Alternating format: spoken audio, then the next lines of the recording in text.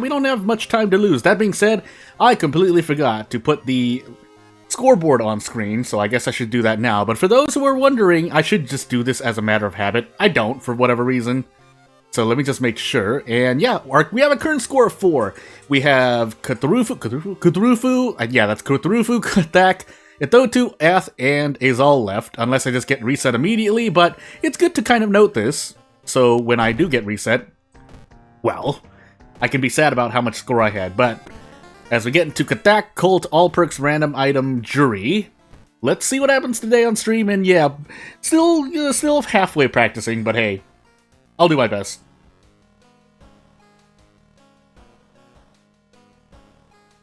I also have a cup of tea on me right now, so this is more for my throat, I guess, if we're talking about me coughing, but second encounter, light, charisma, strength, knowledge, and maybe second mystery, but mainly strength because we're jury, although RB knife isn't so bad.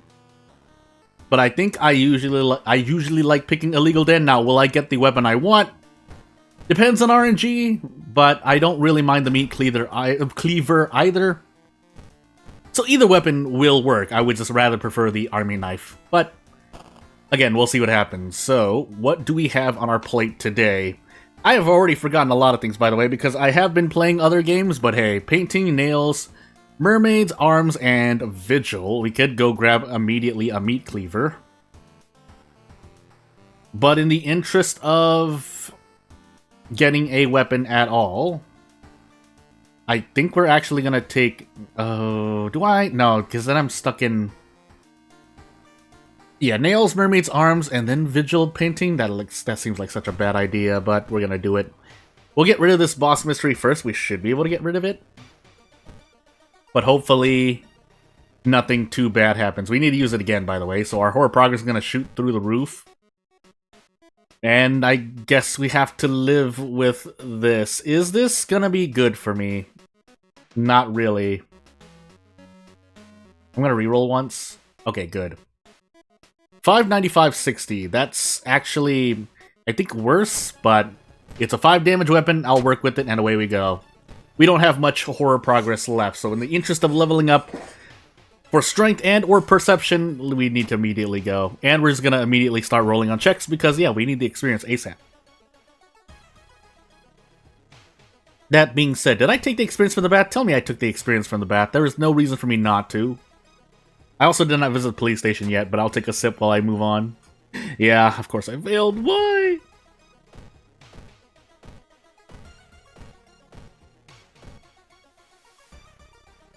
So we have... I mean, we're in nails now, so we are doing at least 3 hospital investigations. Mermaid's arms, vigil, and painting, which results in Forest Mansion. But we're in the thing now, and we can switch this later, so... I think I'm gonna do that, so we can not get extra doom in the hospital.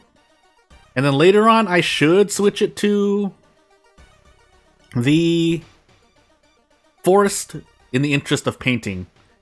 And technically Vigil, but Vigil doesn't have any forest, but the point is that I'm gonna be locked out of police station, if we have to talk about things. Again, for those who've been with this channel for a while, but not too long, I mainly just go through what I'm going through in-game anyway. If not for people in the... Ooh, hold on. Oh, I'm going to autopilot here, but if not for people who are watching this on mobile, where things may not be all visible on screen, then for people who are, you know, maybe just listening or just to want to learn, you know, some pieces of advice or information that I say about World of Horror, that may be joining even more recently than some other viewers that come back here. But at this point, usually it's just a matter of recurring viewers. But there are, if there's even one person out there who's newer to the channel, there's a reason why I'm going through this. But yes, improvise during dullness, just gonna keep doing this for a while.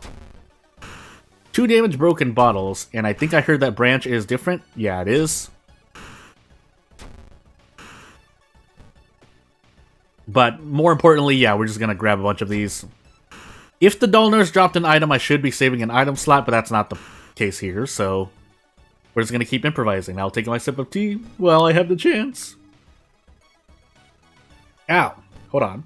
Ow!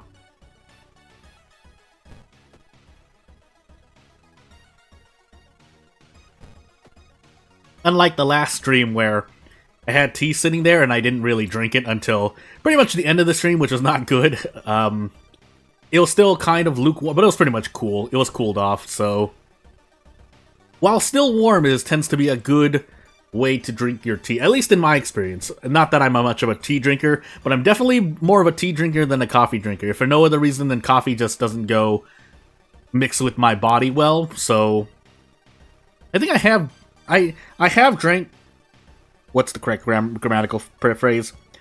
I have drank coffee before. I'm just gonna be an English American and just try my best.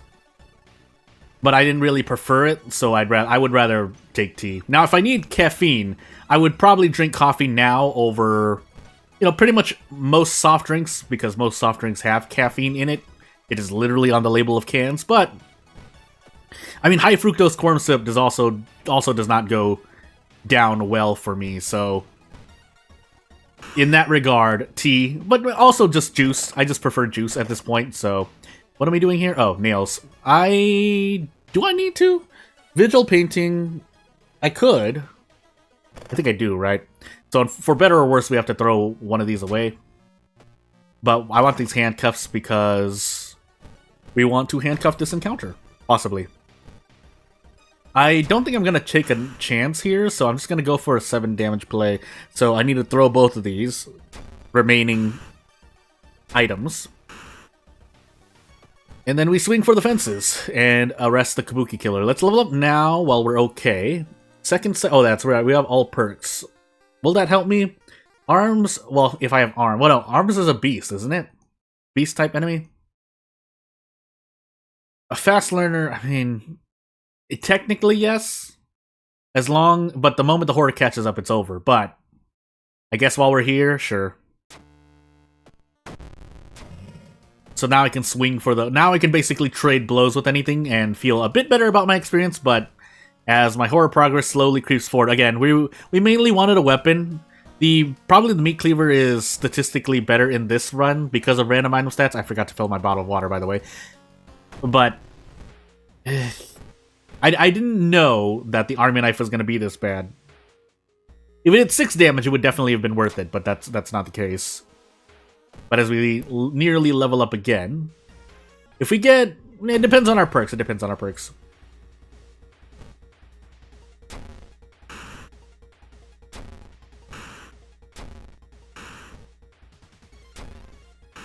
So until I finish, I'll announce when my tea is done. Because you just have to assume that whenever I'm going silent, it's just I'm just drinking the tea. Which is a good break, because normally I'm just non-stop talking during videos and streams, which has its pluses and minuses, but I would rather say pluses because robots exist on this platform. So what I mean by that is you don't want the content ID system to pick up something because it thinks, oh, you're just there to, display music or in-game sounds, and it's like, no, it's a fair use video. Do I want this? Or do I want this? I'm not going to be able to rest anymore, technically, so... That, and then we accidentally investigated again, but whatever.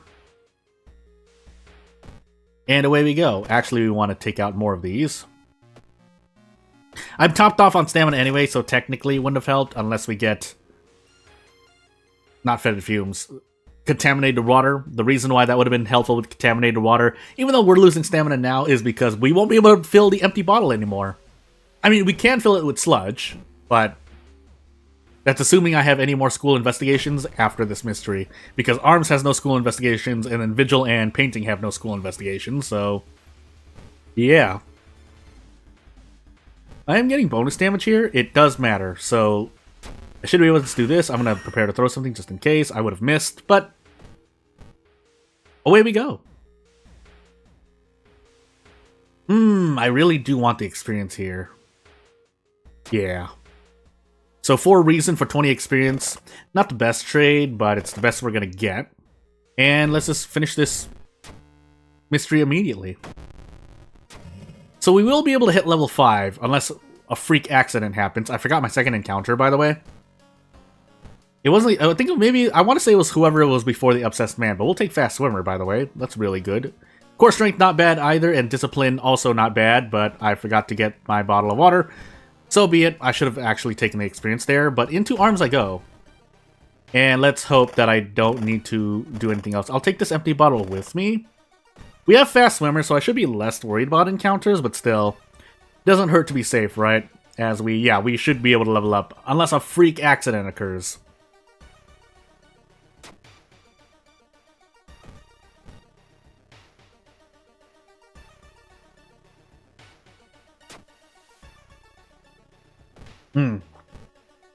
Nice 10 roll on Charisma, by the way.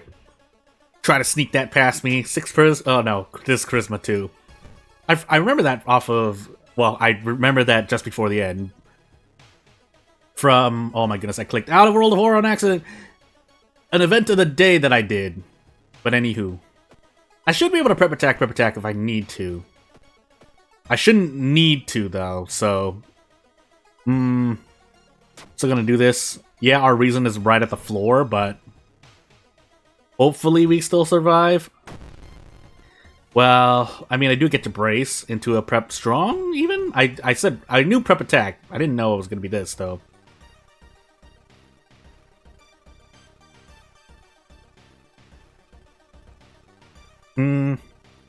Yeah, because I can Desperate Struggle next turn.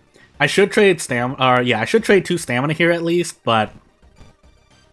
I'm assuming that I might run into a boss, so... I am not going to do that yet. This is the last investigation, and we can't fight anything else until the boss here, but... just playing it safe. So, nothing else to grab. And we are on Timeline B. So, the question now is... well, we still can trade stamina, but... would have been nice to do anything else with this broken bottle, but that's not going to happen. 87 for 12, 87 twice. I'm going to go for it. The one risky play in this run. And now, if I want to be safe, I would just do this, or brace, but... no, actually, we can Desperate Struggle. What am I talking about? Anywho. Away we go. We level up after this. We're not going to hit this yet, because if we get time skip, you never know, and I guess we are doing core strength. We're going to keep boosting strength, by the way. Roads closed into Vigil and Painting, so that's... I mean, we're juries, so just by nature of being jury, and we get to keep Bat at least, we will... our Doom should still be relatively low, but this is going to be like an extra 15-14% Doom. But I will do Painting first in the interest of grabbing a Light Source. That being said, are we on... oh no, we're on Katak. Nah, if I run to Room of Ghost... oh my goodness. Well, here's... well, we just picked up a flashlight anyway. But the... thingamajiggy, the... chainsaw with no fuel will not help me either, so... rather take the extra flashlight later on so that you can throw it at an enemy, or sell it if you need to. Rather than... do anything else. Also, reason penalty. I forgot to switch the police patrol to the force, by the way. So we're taking Super Doom here. And a 12 roll into luck. Goodness. We're gonna do this. I could try and fight the other version of the boss, but I think we just want to get out. Otherwise, I'm doing too many investigations. I'm pretty sure I'm gonna run into something. The question is if I will be able to survive whatever encounter comes. And there's the horror, by the way. We get to lower Doom there, but only so much. So, again, we're gonna hope that Vigil grants us something. Oh, we ran to Room of Ghost. Tell me I can brace against this? Nope. Because Ghost encounters... well, I might have wanted to pick up a pocket knife. This is one of the few times when a pocket knife would do you a lot of good. But that's not what happened. So, we are gonna trade stamina for reason here. And we'll see what else we can do. Thankfully, we can brace, but that's only going to help me so much. And then I should stop trading reason here. I have to do this. We're not going to get out any quicker if we don't. I could just take 3 all to the face, but I think we can do this, and we should be fine. So, yeah, we take another -1 all, and... we get a measly 8 experience for this dreadful encounter. Not that I could get any more experience because of the horror progress, but you get the point. So, away we go. We get the Restless bonus at least with the Cultist, but Road's Closed Vigil is, as I said, it's going to be like an extra 8% Doom on top of the 8% Doom. So effectively, we're at 79% Doom if we're looking at the end of the run. But yeah. Yeah. Into Vigil we go. The good news is we can't fight Rumaghost again. We're very, very, very unlikely to fight Rumaghost again. The unfortunate thing is that we could still run... The other unfortunate thing is that we can still run into the Holrin thing, but at least I can fight it normally. Oh, we will take the Doom for Reason here, though. So what's the pamphlet say? Bow sandwich with claps. So let's avoid increasing Doom anymore, because roads are closed here. And here's the Holrin thing. So yeah, we're definitely bracing here. And we definitely get a lot more than in a ghost encounter. So, yeah, without further ado, just doing this the whole time. We do have regeneration, which is nice, but it's not going to save me, so... Really? I mean, I only need to do this, but thankfully it's guaranteed, so... Grab the meat cleaver, do this thing, move on. We thankfully did not fail. It would be nice to not fail, but it would also be nice to not get... So that and Cadaver Theater are likely going to kill me. We'll see. It's clap, bow, bow, clap, clap. Yeah, if only the Vigil pamphlet were being truthful in terms of what your ghost ritual is for the run. It's not, but if it somehow is, then a bunch of people testing, me included, have been wrong for the past 4 years, so... Anywho. We can forget regeneration if need be. I'm pretty sure this is not a max threat level location, but...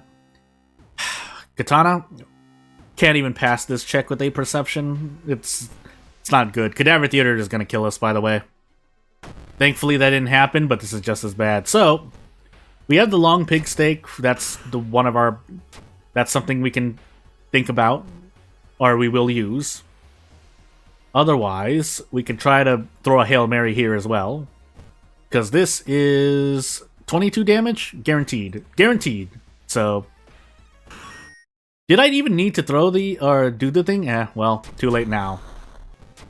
So away we go. 80% Doom. I forgot my second encounter, but it should be fine. All I need to worry about is mainly my stamina. But we'll see, because we have a light source, so I know I'll survive reason-wise. I have 10 strength, so I can only lose upwards of 6 stamina. And I don't have anything weird, so I should be able to just walk up this lighthouse, sorry. So, second encounter, light. I'm going to drink the rest of my tea here, as I forget to do a thing. Whoops. Please? Okay. And then, yeah, but we fail charisma, we fail knowledge, and if we don't have the 6th floor, we should be perfectly fine. But yeah, HP-wise, I should be perfectly fine anyway. If something weird does happen, we don't have the 6th floor, by the way, then I guess I die. But I shouldn't. So here's hoping. Up we go. But yeah, we should only be losing 3 stamina and 2 reason. And possibly 5 doom here, because I don't remember. I'm pretty sure it's not the, Kabuki killer? But maybe it was, because, no, we ran 2 Dullners first. So yeah, it was the boss. So anywho, light our way, otherwise we will die, because we will perfectly lose 5 reason, but yeah, we should survive this, and I think Katak is a god we haven't done yet for the Nuzlocke, the attempt. So we should be at a score of 5, but yeah, let's keep moving on. Hey, look at that Katak run. It was really iffy though. Without Fast Swimmer there, I was dead. So, as I update the scoreboard, yeah, we're getting close, but also we can just get dupe gods until I die. That's just a rule set that I put in place for myself, so I think that's one of the harshest rules for this Nuzlocke, is that I have to roll on an old god, and if I get the same one, then, well, I just have to play with what I've got, and that's probably not a rule I should have put in place to myself, but for myself, but it's what I've chosen as we get into Azal, Scars, character exclusive, Koji. Scars Koji, character exclusive. Also, we haven't done Azal yet, so for now, we're not getting any dupe gods. We have been through worse. Dexterity, Strength, Takshisan, Light, Charisma, and maybe every single stat check. But most importantly, probably 6 Stamina, 5 Reason, and X amount of Doom, depending on how much Takushan smacks us. Should be no more than 3, but let's just assume it's 6. No reason not to do that. We'll take a Legal Dead, by the way, because 7 Perception Kochi. And we don't have random item stats, so I can feel a bit better about taking the Army Knife, if it appears. Because again, I do have to get lucky enough for it to appear. That being said, though, it's not like although the hardware store is filled with weapons, only probably 2, upwards of 3 are usable, in my case 4. I see Kana, Recluse, Ward, Coma, Akamanto. We can take Ward 4th. I really want to take Kana now, because Kana will negate the damage, kind of. And yeah, depending on Azul things. But while we're here, I don't want to visit the tree, so I'm just... Yeah, since we have Akamanto, I'm going to do this. Akamanto and Recluse. My Doom should be relatively low, aside from Azul, obviously, but... So yeah, we can fish here for the hunting... Hospital Pass. Then we'll do that. Ugh, why did I get branded? Well, I guess I know what I'm taking. I'm taking Recluse next. But I would like an Army Knife. Otherwise... I'm gonna reroll once. Okay, we'll just stick with the Meat Cleaver. That's a shame, but it's gonna be what I have to do. So I don't use up as much Doom. I care about my Doom, basically. I forgot to equip the camera as well. And the film roll will save for pretty much the end, when I don't need funds anymore. Yeah, so Branded is bad, but thankfully I have Recluse, so I can deal with it later. And if you run into out of funds, which I might want to overwrite, which I'm gonna History Club once just to see. Oh yeah, Book of Gore. Yeah, okay, good, we're good. Because Scars for moments, yeah, we have Scars and Kana, so we shouldn't be taking damage from any enemies. The problem is that I'm getting pounded through events, so it's a double. Yeah, I'm just gonna take 2 Doom here. Who am I kidding? And we have Akamanto Recluse. Basically, this is a run with high survivability, but of course you do have to know what you're doing. As I roll a 12 there, I think I saw a 12 there. But if you know what you're doing, you should have like near a 9. I want to say like even a 97%. I was gonna say 95, but this is partly the reason why. These encounters here. So we're just gonna roll here because it's like I'm not playing on Harbinger. Now, unfortunately, I'm not gonna hit. I didn't hit the first one, but thankfully I hit the second one. So we're still out in 2 turns. If I'm not out in 2 turns there, you're just really unlucky. Like I am. Sometimes. But as we lose Kana here, I think, yeah, we don't have an injury. That shouldn't be an injury. We're going to do this for the sake of Doom. Because we also still have Book of Gore. But if we get Broken Jaw immediately, I'm going to be very sad. But we do want to take Kana with us because that's going to be... Reducing damage by 2 overall seems like a bit much, but trust me, on Harbinger, it helps you more often than not. There aren't a lot of enemies that are only doing 2 at the start of Harbinger, whether it's 2 all, 2 stamina, 2 reason. So Branded, yeah, as someone in chat answered, Branded has a chance of proccing 1% Doom increase when you investigate. Period. Every time you investigate. I want to say, Panstaz usually likes to use 25 to 33%, but yeah, essentially it's on a proc chance.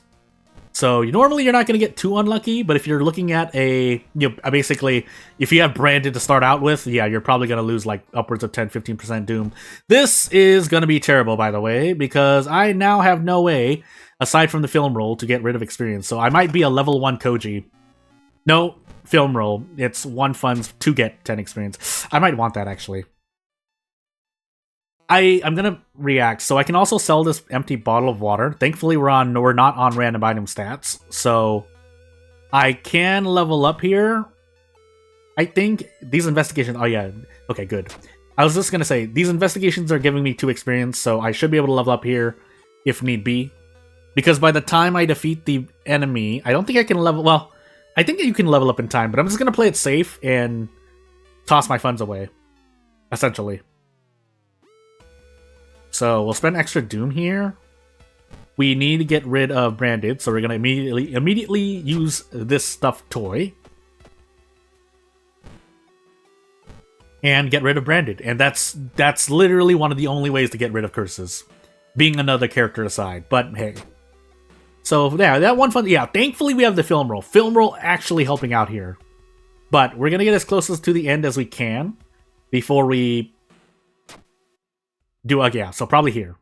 So, It should be near enough 0 Doom. Well, it's probably going to be 3 because a thing. But deduction will... I think deduction will help out. I want to say it's going to help out.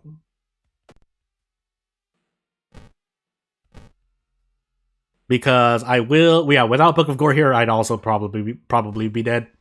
I also forgot to get the handcuffs, but I'll do that during Akamanto because I'll need it for Akamanto anyway. And yeah, with the power of 2 reason deduction, never mind. I forgot that I was mitigating damage by 2. So we should be able to just, yeah, get out. But our reason is still in pain. So we'll keep that in mind moving forward. Boy, memory worked. Hey, Jordan, good luck. Brandon, it's 100% chance to proc. Yeah, it might as well feel that way. And even then you can use theoretical probability to, like I said, if you have it from the very beginning of the run, just assume it's going to increase by like 10% minimum as we get time skip here. Shaking my head silently, but anywho. So we should be able to level up before the end here. If not, pain. But for the moment, oh, I forgot to check my max threat level locations. I'll just do hospital just to say. Was it hospital? No. It was downtown, but we should be fine either way. We're gonna find out, though. If I die to events, that you have to understand how bad it is to die to events in a run like this. Because I really should have set the downtown, but it's fine. Hospital has just as bad of a place. But I was hoping to actually... Oh, we did fail it. But high threat level means we didn't heal anything. But yeah, normally you're not that unlucky. Even though Harbinger does decrease all of your stats by 1, I mean... When you're rolling in the extremes, it really doesn't matter, so... And heck, even the max threat level location removes... Oh, I might as well do this if I'm here. Max threat level location has a +2 modifier instead of a +1 to rolls against you. So, I mean... You know. It's... If you don't know... Yeah, you're rolling on RNG, and if you have good RNG in a run like this, you shouldn't die, because you're not taking a lot of damage. Like, this Young Witch is only doing -2 all, so I can feel a lot better about doing this. Now, I don't have to. I could also choose to handcuff this encounter, but in the interest of only taking -1 all, which is not normal for this encounter. Yeah, and we're not even on the 4th mystery yet, so... This Young Witch would have been doing -4 all, but thankfully, she's not. I can't even kick, but hey. So we'll use the box cutter for Akamanto, I think. And we'll hope. But otherwise... Yeah, if we run to out of funds, we'll trade off Doom here, funny enough. But for the moment... We're on encounter lockout in the school, so we can't fight anything at the moment. But thankfully we did succeed. Now, I could just toss all this experience away, but we should be fine for the moment, even with Azal penalizing my experience. I could also just choose not to, yeah, not to use anything and throw the meat cleaver, but in the interest of doing things, yeah.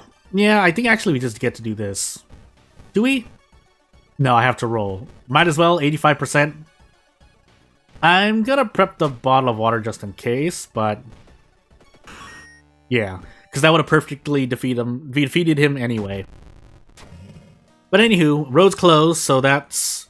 We're in Ward next. I forgot what my 5th mystery is, but we'll see what it is. We still have the box cutter, so we'll use that for the moment. And let's heal a bunch before we equip the Crestfallen Mask. We are at 0 funds, but as I said, I'm probably just going to trade off Doom for the moment. In fear of... Oh, we have Coma and Ward. Never mind. So, Hospital was a good decision. In my opinion, anyway. 2 for each funds. Thankfully, we have none. But we do want to hold on to 1 that's still going to be better than out of funds. But we'll see. We'll see. Yeah, and then with the Hospital Pass, we get to cut down on this. Do I believe in my luck here? Why did I believe? I knew better than that. Moving on. But yeah, with Kana, this boss here should be only doing 3 damage, which means I can brace into a handcuff play. And I don't need to run away and lose or increase Doom. But we'll see what happens. Maybe I'm remembering wrong. So, yeah, peace of mind. I could do reason. But in the interest of other things, yeah, we're going to do that. I should be trading off... Ooh, hold on. I just realized. Maybe I should not have used the hospital pass, but I guess we'll find out, right? Well, if we do this now... So, now we can use the film roll. I think it's better to use up all these funds and just take the experience hit to the face. Rather than throw away all of my funds. As I said, one fund isn't usually not so bad, so I guess we're going to do that instead. Yeah, this seems like the better option. The Meat Cleaver will get me bonus damage on the boss here, but I don't know if I really want to do that. I think I just want to keep the box cutter on. Meanwhile...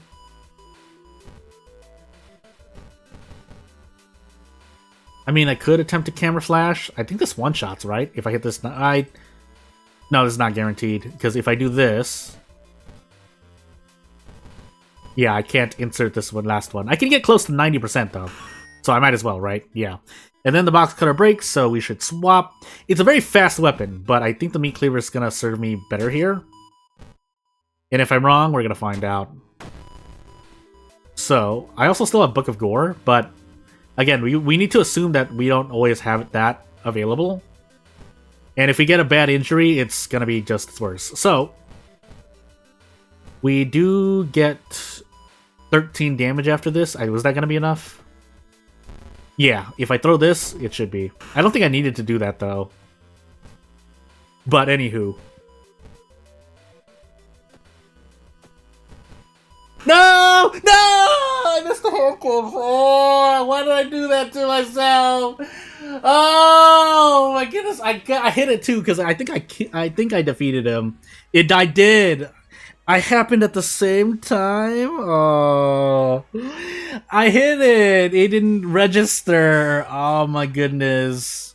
I know it didn't register. So the reason why I know I hit it at around the same time, close enough, is because I didn't immediately skip to the screen. I think it showed the splash CG, which if I were late, then I would have clicked to this screen immediately. But because I didn't, that must have mean I hit it, but I got hit at the same time. Well, at least now we know what happens if you get hit and use the handcuffs in the same win. I can't believe I did that. Well, I mean, if nothing else, this is now definite me remembering of times when I failed to handcuff tech, but we needed to. Otherwise, I should have used Book of Gore. I don't know why I didn't play it safe there. I should have just played Book of Gore. I knew better than that. Oh, that was yeah. If you unsubscribe from this channel, I understand the reason why. So as we reset here, that was pretty bad. That was pretty bad. Oh, I almost hit the wrong button here, but let me show you the scoreboard because it's reset now. Yeah, that's not good. But anywho, we'll move on. Out of curiosity, I guess I'll just pop into the next one, at least see if I would have gotten a different god. There are a few left, but I would have. Cthulhu, Knight Errant, character exclusive, random item, Koji. But that's the whole point of the Nuzlocke. Pain and you move on, so... Oh, yeah. Oh, no. Wow, there's something wrong with my hand-eye coordination right now. So I'm completely not doing a thing. Also, my stream seems to have stopped for now. But it seems to be okay for me here, so... Yeah, I was at 5 or 6, but I think 5, right? 5 seems to be a more accurate number. And yeah, away I go. If you just stop for now, yeah, it's oof. Anywho, second mystery, charisma, knowledge, she's on strength. I can't believe I missed that. But as I was saying right here, I was starting to just test it out myself here. Yeah, I was not hitting it, so maybe I have to. I hit the Akamanto one though in the last run, I think though, right? Anywho, yeah. So second mystery, strength, knowledge. We should be able to get those, so we're probably going to lose 2 reason here. Takshe-san, and then second encounter, just remember it just to be safe. But as always, yeah, I think I'm just going to start using Illegal Den. You'll just be like, no, listen, handcuff play is one thing, but there are other things too, especially in this past week, that I deserve to be laughed at for more. On top of just the... No, now I forgot what it was. I know there's something bad, though, that I forgot about, but... That was not one of them, because that's a more understandable mistake to make. It shouldn't happen. That is human error, but... I mean, it can happen. So this is what I mean by I'm not consistent. Even though on average, like, you know, I can do things pretty well. It's just there are moments in when I make a mistake. So I don't trust in myself to do something 100%, which is also why I am quite adverse to doing physical tasks, because I know things can happen. Kana, bulletin, nails, painting arms, but we take Kana first. Yeah, and away we go. We don't have as much Doom, but oh, that's right, we don't have as much Doom, so we're gonna actually tree here. Because we're also on Knight Errant. Stalker, sure, but that's probably gonna be better than what am I trying to say? The Doom increase. And if we get out of funds, we'll trade off stamina. Because we're gonna be losing Reason here in Kana. Handcuff tech is, yeah, tricky, and again, it's not even the trickiest version of the handcuff play you can do. As I rolled 3 there, I would have liked experience. So the trickiest version, or the trickier version is using the fire action as Moriko. I think I've done that like twice so far on things. But anyway, are we on random stats? Well, we're gonna find out. Yeah, 6 damage, that's why. We're definitely on random stats. We have to take the 3 Reason here, because that's gonna be better. So, Cthulhu, Knight Errant, possible High Doom, but we'll see. Because I was not counting my mysteries. So, yeah. But, yeah, pretty good Army Knife with random stats. So we'll see. And yeah, we have 7 Perception. Koji has 7 Knowledge. You're perfectly fine. Again, I kind of like to meme on knowledge weapons, but they do, when you play the numbers, they do work out. Especially if you get a damage increase, but I personally like 5 damage weapons more, specifically. I can play with the shovel too, but I like Army Knife and Monkey Wrench are just winners in terms of their stats in general. But again, if you use a fast weapon and you get like 1 or 2 damage increases, you get a lot done for what you have.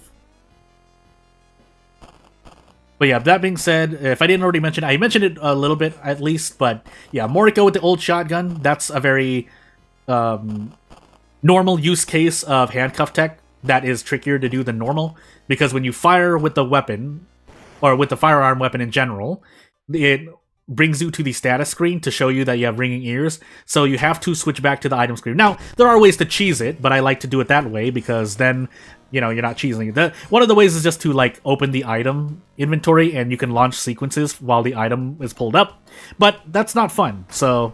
And that's pretty much another house rule. You don't have to follow the rules I've set forth for myself, so you do what is comfortable for you.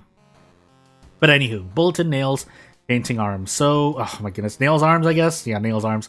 Nails, arms, painting, and then if we get roads closed, hopefully not, but we'll see.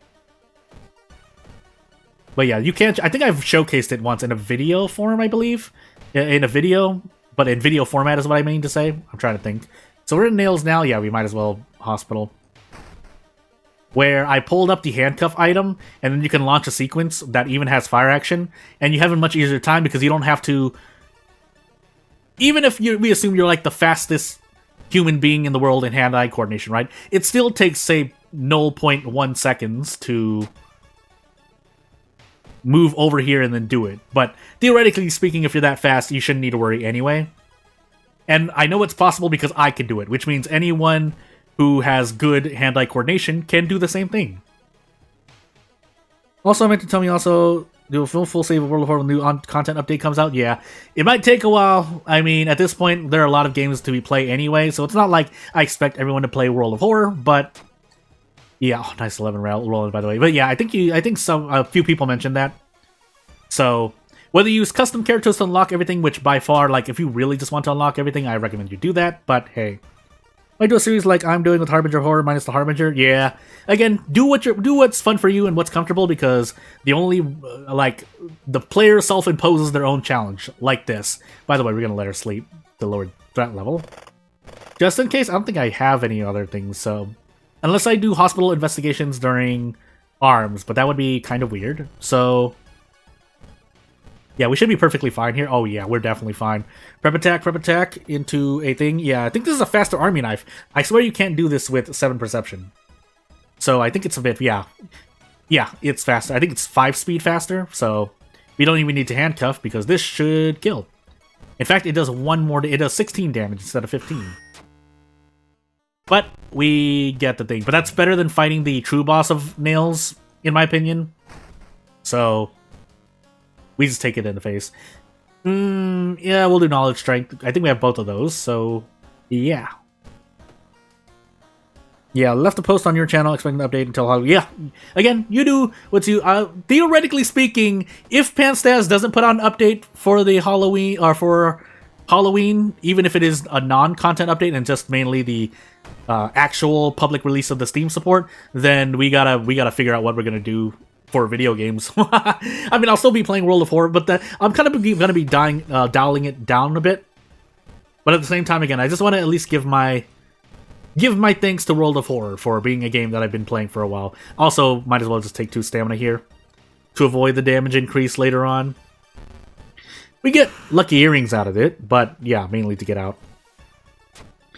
So, personally think Cultist is the most fun mode. Good balance of difficulty, but still being winnable after, even with bad luck. Yeah, so if you have extremely bad luck, Cultist is more than balanced difficulty. Because, yeah, it's more than balanced difficulty. Not really much else to say about that. You know what? I think we will take the tiny key here. Just in case. And we did run into out of funds. We'll trade off reason for the moment. You tried your custom care when the beta came out, then reinstalled the game. Reset your PC, so I lost 100% of your save anyways? Yeah. Yeah, oof. I don't think I've ever done that specifically, but I have had to... obviously, in my lifetime, I've had to... I don't even remember what it's called, because it's been a while since I do it. But basically, hard reset, factory reset my setups. And it sucks, but that's why we have backups, usually. I've also been hacked, too, so again... Weird things can happen, but thankfully it's not anything too bad, because some people get their channels hacked and they turn into an NFT streaming channel, and that's not supposed to happen, but, you know. Also, am I going to be okay for harms here? Should I rest? Maybe I should have popped the inspiring novel early. I'm going to rest once to be safe.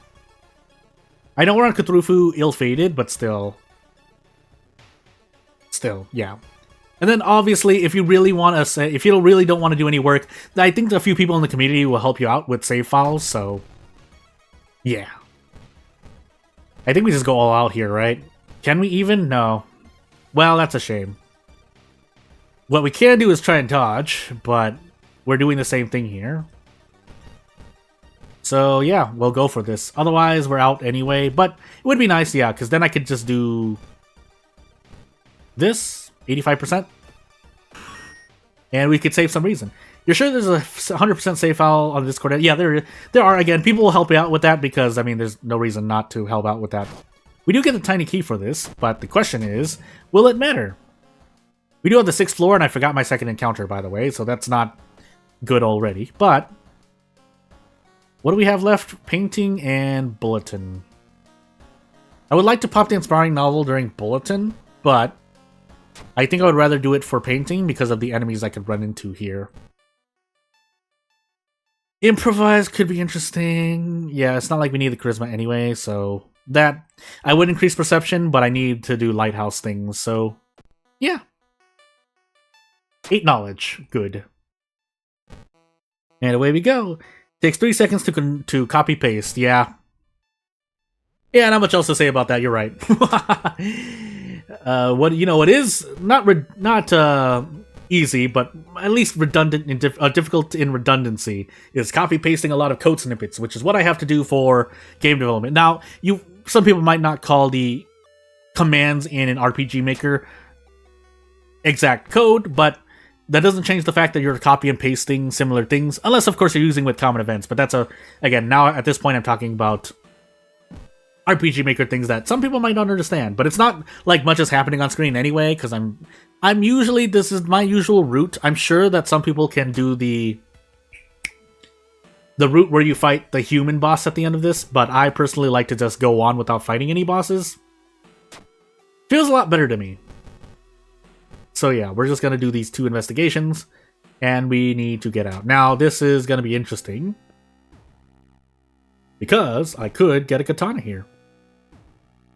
In the interest of leveling up now, I probably should just do this as well. Yeah, you know what? We're gonna see what I'm gonna level up into. If we get out of funds, so be it. We get deduction. No. So, I could increase perception here to try to get the katana. We're gonna try it. And we roll a 10, so it didn't matter anyway. Oh, why do I do this to myself? Anywho, and then we run into Puppet Matron. Well, the good news is if we hit... Well, never mind. We one-shot this. We should one-shot this. Okay, good. I was wondering for a moment. We get Knight Erranted there, but we shouldn't be Knight Erranted any longer. The problem is I forgot my second encounter. And I probably even forgot... No, never mind. I didn't have an empty bottle. But we do have Bulletin, and this can be a lot of Doom pain. It is going to be a lot of Doom pain. Because we need to get ending A here. These 2 force investigations, especially if I'm good in combat, are worth it. Even if I end up losing 4 all in general. Or, yeah, not 4 all. 4 HP in general. But more importantly, yeah, we should be able to just do this. In fact, with that, we might be able to take a risk here. Do I want to is the question. Yes. Hopefully we hit the strong. Okay, good. All we needed to hit was the strong and 1 attack, but it's nice to know. Honest question for me, because it makes you a bit aggravated. Is there any non-horror themed RPG Maker game existing? I'd have to think about that. There are. I'm not going to say they're simulation games, though, but made in RPG Maker. I'm trying to remember some of the names. I won't deny, though, if you're trying to prove a point with this, I'm not saying that you are, but most RPG Maker games that come out are horror-related. Yeah, there might be elements that are, you know, seem like, oh, it's spooky, scary in terms of, oh, what's happening in the story. But other than that, it definitely has to be horror. Horror is definitely first or second in terms of most made type of games. But right after that would probably be parody and or comedy games-ish. Because if you're looking for... I'm not going to say if you're looking for quality, but if you're looking for games that are like supported by a publisher, most of them are horror, and just in general. But there are more than a few games that are strictly, you know, fulfill the RPG archetype, like you're going on a journey to defeat X evil. So there are a few, but I can't name any ones that I would recommend off the top of my mind, unless you're just here for RPG. Again, I am in tune with some people, not in tune, but I do, you know, turn on certain streams and whatnot here and there to... I'm gonna grab this thing, by the way, to see what types of RPG Maker games they play. But most of the time, yeah, half and half it's horror, and half it is a strict fantasy, but there are glaring issues with these games that are made in RPG Maker that are RPG Maker type.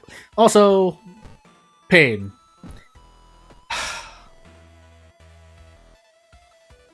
Can I fight this, by the way?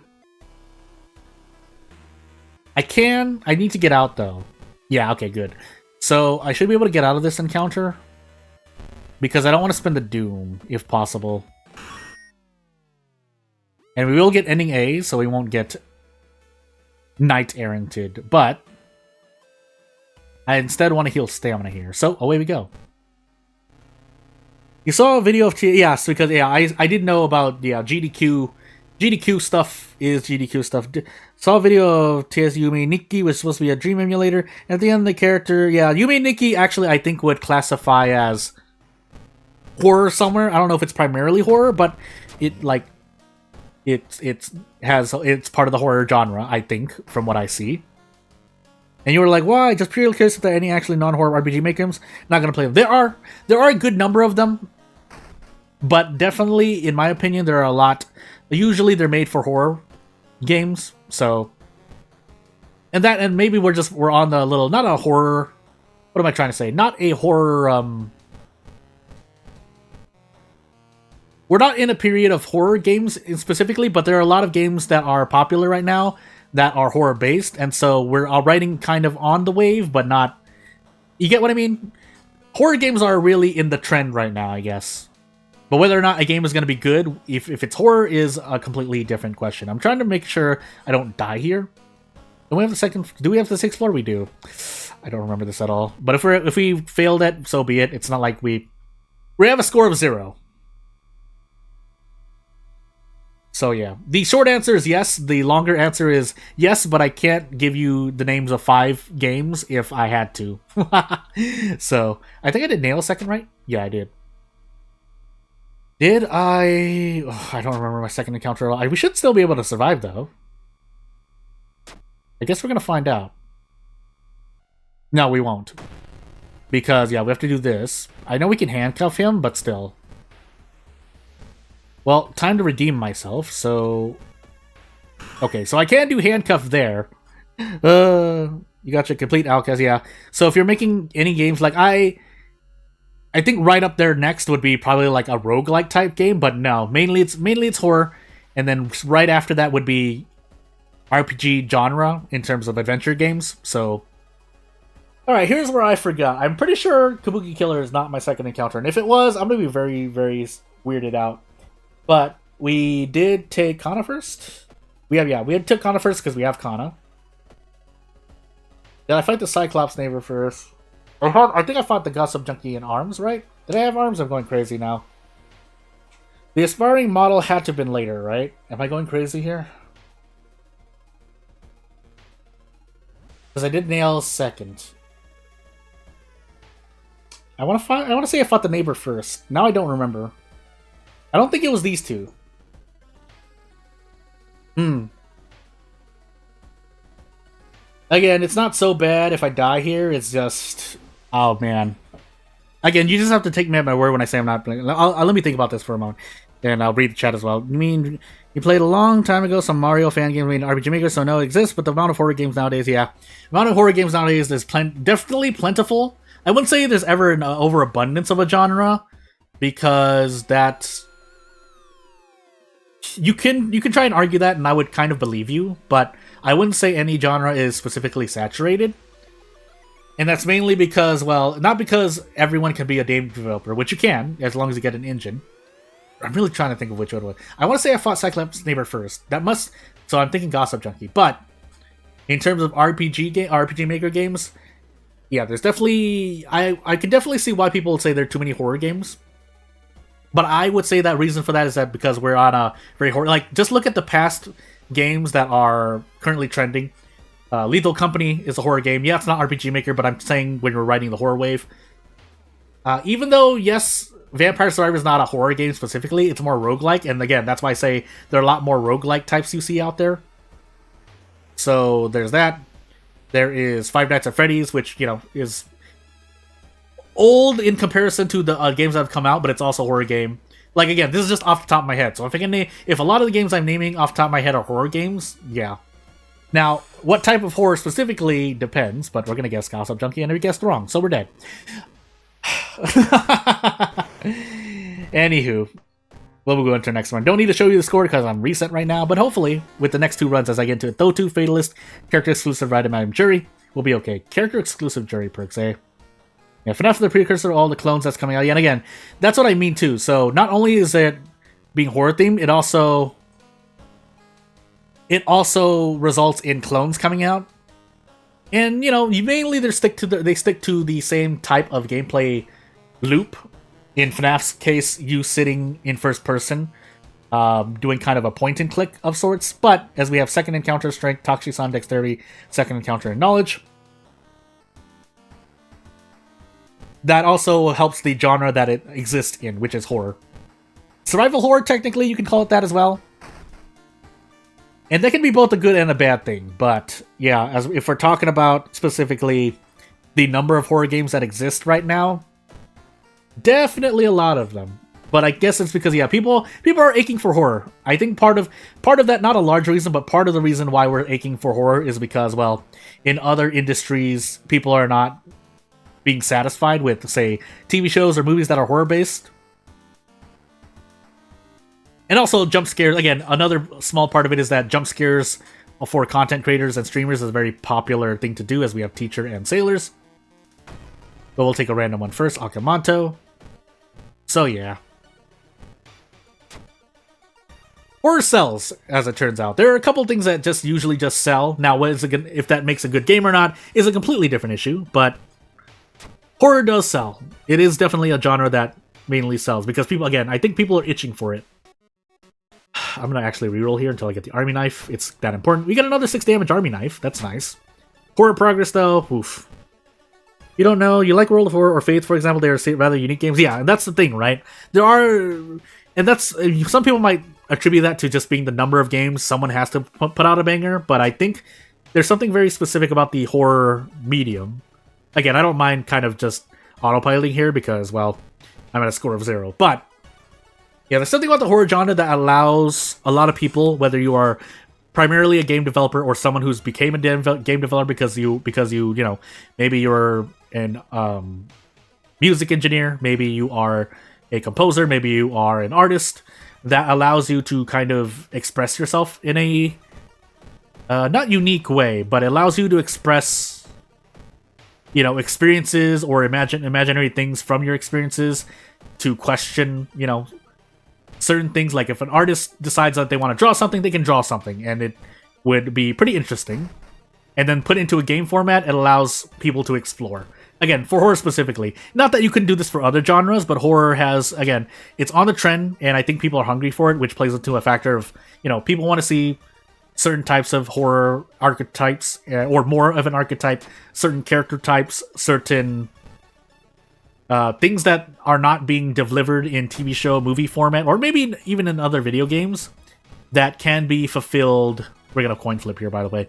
That can be fulfilled through, say, someone who's questioning this themselves, making their own video game and saying, hey, you haven't done this, people have not done this with the horror genre yet, we'll do it. That being said, we could flip that around. We could reverse the chessboard as we run to another painful stamina encounter here. Am I going to die for this, by the way? I guess we'll see. But yeah, the horror genre definitely allows, you know, a different... Oh, I missed the 75%. People to express themselves in a different way. I think I might just end up dying from that. Yeah, that's quite unfortunate. I'm actually just going to do that. And we'll gamble again. We didn't even do an attack. That's how out of it I am right now. But yeah, that's not... Well, we would have died regardless. But... Because, yeah, I was thinking about equipping the funny mask was going to help me here. So, moving on. Yes, part of it is that when I'm commentating, I'm less focused, kind of. But hey, scars is all character... At the same time, that's not really a valid excuse. Might as well get this... work on this part of me as a human being. While I'm moving on. Toxic Dexterity, Charisma, second encounter, Light, and maybe second mystery. I wasn't even paying attention to the second encounter. Hopefully we will. But with Moriko here, we'll be a bit more stable. Now, I still might make bad decisions, but hey. Library notes, please. Enthrallment. We're not on 7th curse, alright? For some reason, whenever I get Enthrallment, I usually seem to be under the 7th curse thing. But that's okay. But we'll see. So, without further ado, put her on Doomy Moriko. If I recall correctly, that is this one. I only remember by appearance. I don't remember the exact. But we're going to see. Yeah. It's even named that. I thought that was just a name given to... That's kind of why you hate FNAF and its clone. What is the message in general? Only playing the game to put a scream in your face every 30 seconds, pretty much. The point of FNAF is that it reminds... I don't know. I forgot if the developer or whoever was in charge of creating it in general, as we have Botanist, Ramen, Painting, Nails, and Sailors. I don't know if the person in general... meant to do this, but it definitely brings people back to a time, you know, in America we used to have a thing that was more prominent, especially in terms of ads, called Chuck E. Cheese, and that is essentially where a lot of that kind of game comes from. But FNAF definitely, I think, brings out the most of it, which is something that, you know, it was untapped potential, and FNAF finally tapped into that potential. Now, is it oversaturated now? That's up to else their own. But again, depending on where you live, it presents a time. It definitely has I think, in my opinion, a wider effect in the Western hemisphere of the world, in terms of Europe and the Americas, where you are in an establishment on your own. Also, we're about to die to reason here. It's gonna have to take the risk. Oh my goodness. Well, we don't die immediately, but what are the odds, right? That's the main what am I trying to say? I'm forgetting the words of the moment. It caters to, or it evokes strong, kind of an odd way, nostalgia for establishments like, you know, the family go in and stuff, especially since when you consider the lore, without spoiling anything, considering the lore, it really hits home without it being Chuck E. Cheese. But we're speaking in a very, like, if we were looking at inspiration, again, I don't know if that was the true inspiration, but hey, also, we could have gone for a handcuff play, but I think we'll be fine here. If I had both of these, we'll definitely be fine, but we'll see.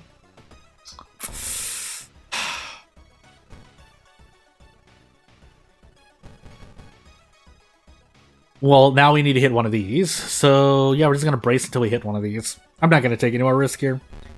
Okay, yeah, see what I mean? Kind of like Clown Clear. Yeah, that too. So it's a mix of, yeah, a mix of that Chuck E. Cheese nostalgia in terms of these, because that is what you think of, right? That and, you know, what do you call those? Basically human costumes on top of what you just mentioned. Like, yeah, not slasher horror, but the... I guess technically slasher horror combined with animatronics, and you know, animatronics basically, in my opinion, equating to, you know, people in real life suits, which is actually part of the lore as well. If we're looking at how, you know, the victims, certain victims, but you know, and if you don't know, essentially yes, it's a lot of nostalgia in those, in the Chuck E. Cheese era, slasher fiction, so on and so forth, all put into one. Along with being a horror jump scare game. Jump scares, I admit, are a very popular trend. Even if you don't agree with it, they are a popular trend. At least right now. I don't know if it's dropping off, because again, I don't normally pay attention to horror. I don't normally do horror when I'm developing games. But yeah. Can we hit both of these this time? Oh my goodness, I can't hit 280% to save my life. Yeah, slasher films. I mean, there is a... Penny the Woo horror slasher. Yeah, that is coming out. Yeah, that's because I think, if I recall correctly, that IP became public domain. I'm deciding on whether or not I want to keep fighting this. I think I do. Unfortunately, I used up my thingamajiggies, so yeah, I guess we're just gonna take 2 stamina damage on top of this. Usually when I commit to an encounter in World of Horror, I commit. Because otherwise, I mean, that wasn't worth much experience.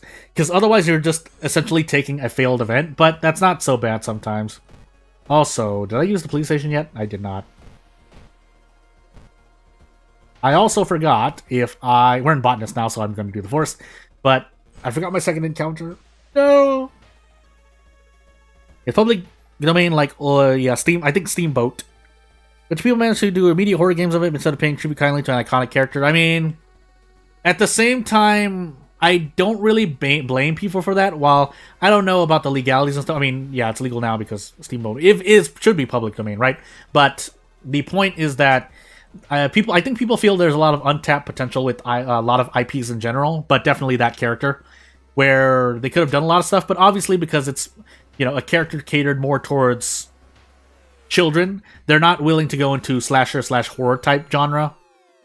Like, you wouldn't see that character in Mortal Kombat, basically. So, but at the same time, again, people just want...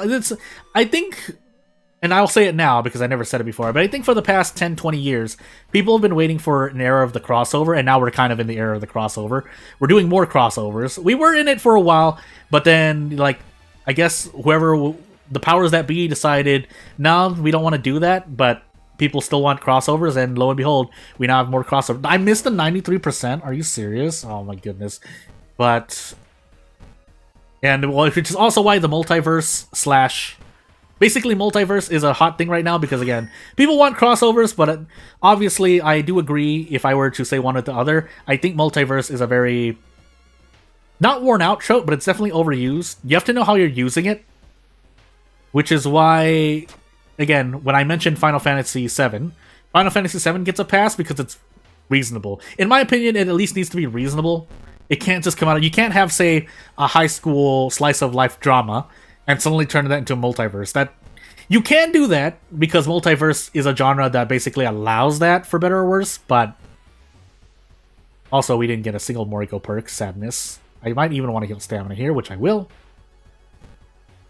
But yeah, that's the thing. Also, I did a thing on accident, so I lost chat for a moment. Morikono, yeah. I have not been doing well, but I feel like... No, a lot of it was encounters. Because I made mistakes. I feel like the second encounter check does... I forgot. I even forgot I was on Azal, but... Yeah, I feel like the second encounter check likes to check the first 4 enemies, so I'm not going to remember this, but anywho. We'll go into painting now. 6 stamina, 7 reason. Injury curse ally. And for better or worse, we have Hiroyuki, but 2 doom for 1 stamina isn't the worst thing in the world. It's also not great, but we'll take it in the face for now. Basically, 6 doom for 3 stamina. And I'd rather trade the doom, I guess, because we have more doom, so yeah. 93% misses. So perception. And away I go. But yeah, there's definitely... And especially horror games that... the mix here, for to fuse the topics together, is multiverse, horror is... that's interesting, but I think that kind of also... I'm not saying you can't do it, I'm just saying if you decide to do a horror movie, horror game, that includes the multiverse, then I think you lose some of the horror. But I'm not saying it's impossible to do. I just can't think of how you would do it off the top of my head right now. But anywho. Riku's daddy's good. Yeah, Hiroyuki. Especially with Azal, because perks... I don't think perks are... Yeah, there are no perk rules for Azal. If there were, that would be really weird. But, you know. I think we just swing for the fences here. Yeah, we just swing for the fences. At this point, he's going to drain 1 HP, but if I hit both of these, I should be out. Never mind. It could have been possibly bad. But we'll see. Because I still want to hit this. So 97 to 90, there's no way I missed this. And this would have been, yeah, even if he drained my HP, I would have been able to defeat if I hit both of these, which I did. Don't get past ideas, it would be a very buggy idea, because you would have to allow curses to be... You would have to allow... Or not curses. You would have to somehow allow the player to disable perks. Or you could just, be lazy and just slap on a rule for perks, but that would be... You are forced to get perks by leveling up, but I guess by that logic, you could say, well, you're not forced to level up, but... Come on now. Azal, yeah, Azal is already bad enough, so I don't think Azal needs that. If you had to tweak Azal, you would have to change some game mechanics, in my opinion. We're going to take the stamina hit. Never mind, we're just going to level up. We didn't take a lot of stats, but I think for good reason, so we're going to just continue increasing perception, I guess. And we'll move on, while healing reason. Now, lowering Doom would be nice, but... Do we have fetid fumes, by the way? I haven't checked at all. Contaminated, well, yeah, we don't have bats, so we should actually just rest now. Oh, we're on Scars. Are we on Scars? No, we're not on Scars, are we? No. Wait. Yeah, we are. I didn't even notice. That's how out of it I was. You nerf the money penalty at first, then curses. Again, if we're thinking about non-Harbinger difficulties, I understand it's the way it is, but... Like, obviously, I'm not gonna... Well, if I would have been lying... to be more transparent, obviously, as someone plays on Harbinger, I would say it's a bit hard. But... Again, at the same time, I don't mind, because most of the times when I die, I know it's my fault. Even with bad RNG. Again, I think I'll still stand by the notion that RNG in this game is, while it does play a huge factor, it's not the most decisive device. It is sometimes, obviously. That's just how RNG works, but... Really? I can't do with that? Can I brace into anything? Not really. But I might as well do this so that I can save on stamina, theoretically speaking. Nerf the, oh, I thought you said, oh yeah, money penalty curse, because those are unavoidable, can't be played around except money, but you get no money encounter every time, yeah. So money, again, we just play by the numbers there. Money, I think I'm fine with. Curses, also kind of fine with, but at the same time, I understand. And then the experience, I think the experience rule for me is the harder one to hit, but that's also just me, because sometimes there is no way to throw away experience most of the time if you are in a non-town mystery, which results in pain. So, you know. You can play conservative, you only encounter one curse typically per run. Really depends on RNG though. Yeah, so there is, again, with average RNG on an average vacuum of runs, this is normally not a problem. And assuming you're doing okay, yeah, you know how to, you remember your second encounter, unlike me. You remember more events than I do, which is not a lot. And as we get the experience rule here, you typically only get 1, even 2 curses per run, and that's not, assuming that you get those 2 curses like in your 3rd, 4th mystery, that's not too much of a high doom increase, but it does add up, especially if the rules you get are the ones that are more uncontrollable, like money. And I say money because if you throw all your money away, you run out of funds, and that's arguably worse in some cases. And 2, there's the experience rule, you can't get rid of that. There are curses, which, yes, you can get rid of curses, but if you're working on the average case, it would probably be only 3rd or 4th in terms of difficulty rules of the rules. This is off the top of my head, though. I could change this. I'm not going to stand by what I said here, but if I'm thinking about things, yeah, the experience rule is definitely unavoidable for most characters in more than a few situations. But you do have the police station. At the same time, though, you might as well just be playing on commoner if you're trying to really avoid the experience rule. Like, we're assuming if you get it first. Again, at this point, we're moving into the topic of bad RNG, which can or cannot be a topic of debate. Do I just want to run here, by the way? I just want to run here. I have 62% Doom. What am I doing? Keep my experience now, then? Yeah, experience rule is nasty, but it does make you appreciate the memory extract as spell. Yeah, there are ways to toss your experience away. I think, I mean, whether you're memeing or not, I think I still want to sit on this experience, but if I level up, that would be nice, wouldn't it? But otherwise, I think I throw the library notes and the empty bottle away. And then we do that. So we do get to level up, but yeah, we'll take the fast swimmer for firearm control in the game, and we'll move on. Hopefully I don't die to stamina reasons before the end, though. Here's all the funds, by the way. So we'll just take the Doom. And then we will proceed to throw away those funds. I can even throw away Hiroyuki-san now, but I think I want the stamina, funny enough. So, but we do want to throw away the funds because we're not Koji and we don't need the funds anymore anyway. So, let's toss away I could toss away the handcuffs, but just in case we have Takushi-san. We were on timeline B, by the way. And then we do this. So, we got faded fumes, but it doesn't matter because we can't rest at home anymore. Then the faded fumes do not affect you at the lighthouse. Does the rule proc after or before the end? It procs before you get the experience from a mystery, from ending a mystery, is I guess the more accurate way to say it. I think there are a few things that I'm not gonna say breaks the rule, but it does not apply. But no. So therefore, you do not lose a guaranteed 3 Doom after every mystery, no. So, but if you defeat an enemy, that will count towards the experience rule. I think I can just walk up this lighthouse. Actually, no, I can't. Dexterity, Charisma, Light. I shouldn't die to thing. I don't have oh, we have Dexterity, never mind. 3 Strength, but so be it. Takushi-san's first anyway. So we should be able to just walk up this tower. Or lighthouse. I keep saying tower. Yeah, so it procs before, but if you fight a boss, it's forced down if you don't pay. Yeah, forced Doom if you don't pay attention. So, what you can do, I think you can do, is if you defeat a boss, you get experience, and if you can level up, you can level up before the end. But the problem with that, I think my problem with that is that in the level up screen, you can accidentally progress, which results in taking 10% Doom. So that's what I'm trying to say. Anywho, so we'll, maybe this won't help me because we've already failed, but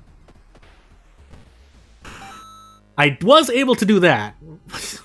Why did I miss it? Nah, I'm so sad about it. Anywho. But yeah, you do have to be careful about the experience rule in those specific cases. But if you can do it, you would prefer to level up after defeating a boss, but before reaching the end of mystery screen, basically. I don't remember. It wasn't Shiro-san, that's for sure. So I'm just gonna guess. Doesn't matter, we survived, but I really need to start doing that. Yeah, you click through the mystery from the level up screen, because, yeah. Again, I think personally what's happening is that...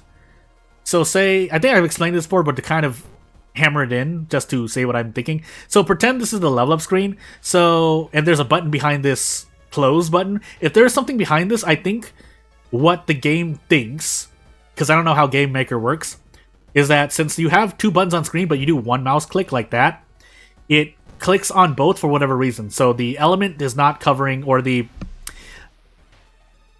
Like how you would press a needle into two pieces of paper, you're still going to press down on the second piece of paper underneath the first on top, if that makes any sense, if I were to metaphor it. But essentially, it counts as you're clicking on two things at the same time, even though one is covering the other.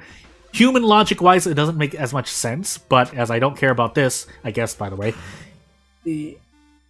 Yeah, from the game's perspective, you are clicking on two buttons at the same time, which shouldn't be the case, but it is. But hey, we have Azal on the scoreboard. And I think in the interest, so this stream is going to be shorter, but only because I'm planning to do a stream tomorrow. That might be a different game. But let me show you the scoreboard first, as we finally have one on the board again, but that's not any consolation. But yeah, we'll move on. So I think that's what's happening, especially on other screens as well, but... You know, we never know because I don't know what the code looks like. You got that? Curious Birthmark, character exclusive, random item Mimi, character exclusive Mimi, random item stats, so this scalpel could turn into anything. You got that? And I think no... Oh, Curious Birthmark, sorry. So, knowledge, dexterity, strength, light, Takushi-san, and maybe second mystery. Yeah, we could probably do both strength and knowledge, we'll see. Definitely gonna lose 3 stamina, might lose 3 reason. No second encounter check, but I should start remembering. But that being said, so Curious Birthmark, that's something that if you have Azal Curse, could be a bad thing. But that's... Yeah, it's on a proc chance, so still, if your RNG is average, maybe you get only 2-3 curses during your third mystery, and it's not so bad. But anywho, what is this scalpel? 470. Alright, 470. I think that's a faster scalpel, but... Oh, did I check this, by the way? I did not. Well, hey. Well, never mind. Alright. So our chances of survival just shot up by at least 10% minimum. And away we go. Talking about curses, yeah. Curious Birthmark. Household Hell, Teacher, Mermaids, Painting, and Nails. Well, I would like to get rid of Household Hell for the purposes of Roads Closed. Painting and yeah, Roads, yeah, we'll see. We'll see. I do want to increase my strength before Teacher, so I will take Nails first. We shouldn't need to cast Mind Drain, and I'm only going to do this to open up funds, but I'll also, I guess, I'm just going to sneak that 8 experience in. And Police Station, so I thought Little Forest, Max Mansion, Max School.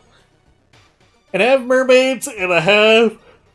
but I have a lot of school investigations, basically, so we're going to set the police patrols to the school while grabbing the handcuffs. Now, the anatomy book is a very RNG play. It might seem like at first glance it's not really doing much for you, aside from strategies where you are just not infinitely healing, but healing a lot of stamina. So using the anatomy book, in my opinion, strategy-wise, using the anatomy book at the very beginning of a run implies that you're about to heal stamina somehow, whether that's through pain. You could technically painkillers, but if you're not using painkillers, then what you're doing is hoping that you heal stamina back. Because if you heal and you didn't use the anatomy book, then all you've done is lose 2 stamina, if you get what I mean. Because the stamina you would have healed can't be healed when you're topped off on stamina. When you have 13 max stamina and you're at 13 stamina, if that makes any sense. As a roll 10 on luck, but...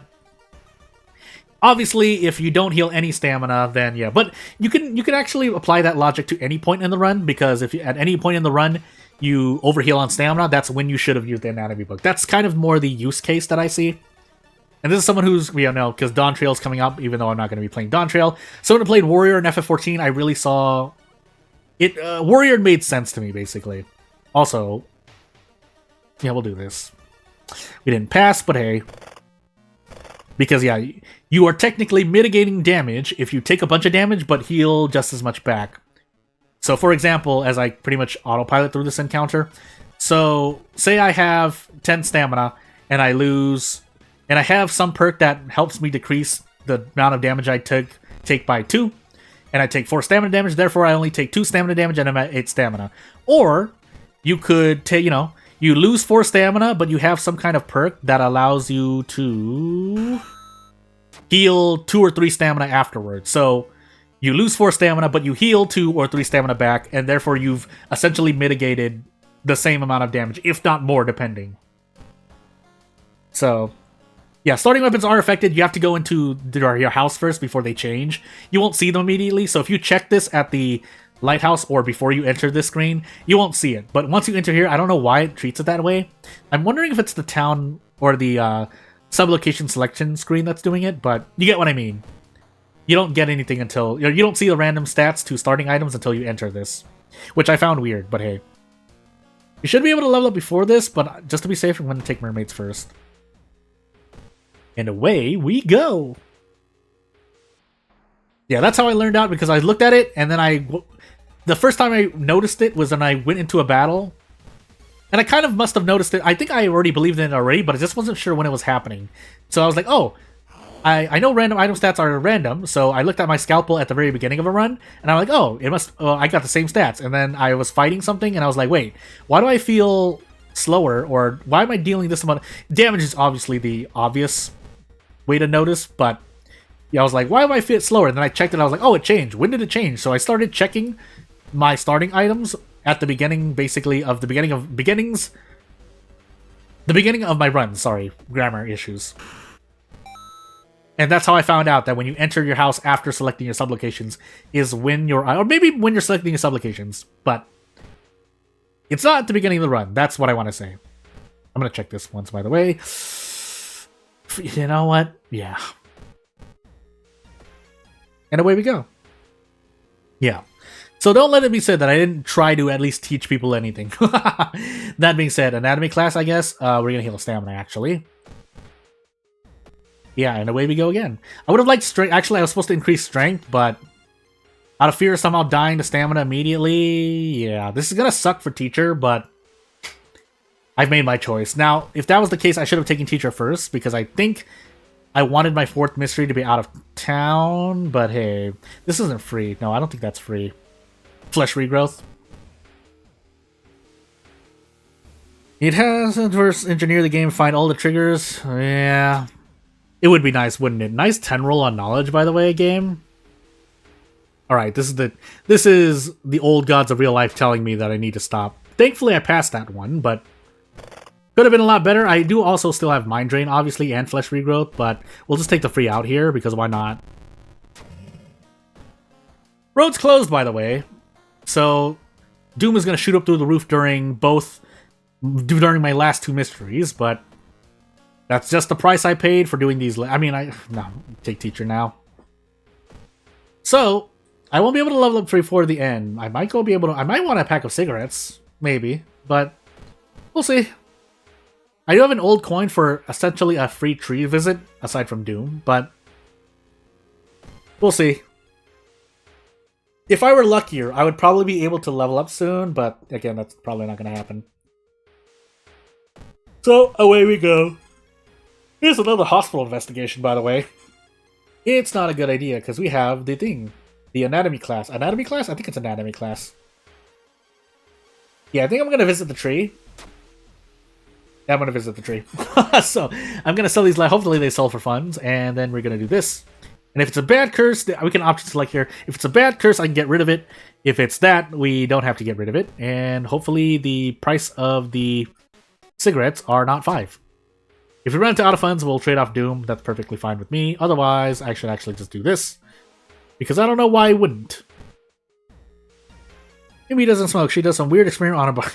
Also, wait, I forgot to check. Okay, never mind. This branch could have been doing 4 damage with fast speed, but instead it's 2 damage and 92 speed. That's absolutely abysmal.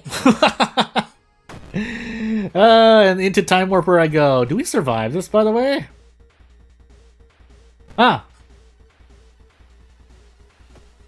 Oh, my dream. I shouldn't need to do this to myself, but I guess what I'm going to do is I'm going to do this. This is only -1 max stat. Oh, 2 -2, sorry, but The point is that I get to do this. And then we flesh regrowth. Because as long as you've queued up the action sequence, it'll stay that way. And theoretically speaking, I don't really... If I were developing World of Horror, I would just leave that in. That's not so bad. Unless it causes an actual bad bug. Also, I need to remember to put the sensor on screen. Just to be safe. But yeah, no.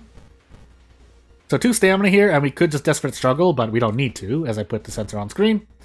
We do get Panic for that, but we're prep attacking anyway. So, I forgot to pop the cigarettes, but that's fine, I guess. It's going to be 6 Doom overall, unless I throw the branch. Nope, it's not enough. So, yeah, instead we're just going to take 6 Doom to the face, and possibly badly bleeding, which... Well, instead we... Oh, okay, so... I wasn't sure at first. I felt like it did, but so... But at least the school can still proc curses on Curious Birthmark. There's the price hike. So I guess I'll save these cigarettes for later. Quick thinking, then I guess we'll take strength now. Will we be able to get our strength to a thing? Maybe not. Oh, masochistic's lowering our max reason. I was like, why is my reason so low? Because pain. Also, roads closed, so this is gonna be pain as well. 2 damage, yeah, Winter Withered Branch, well, hits me so it makes sense like the Cultist, yeah. I thought there were some things that don't count like that, but I guess technically everything counts, including something truly evil, I guess.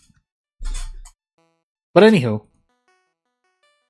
But yeah, I mean, speaking from a programmer, developer mindset, every time you take damage is technically, and I guess, the attack action being used by an enemy, so... If that is what's triggering Curious Birthmark, then therefore every enemy should be proccing things. I don't know why I think it doesn't, though, but anywho. Or for some things. Chainsaw would have been interesting, but no.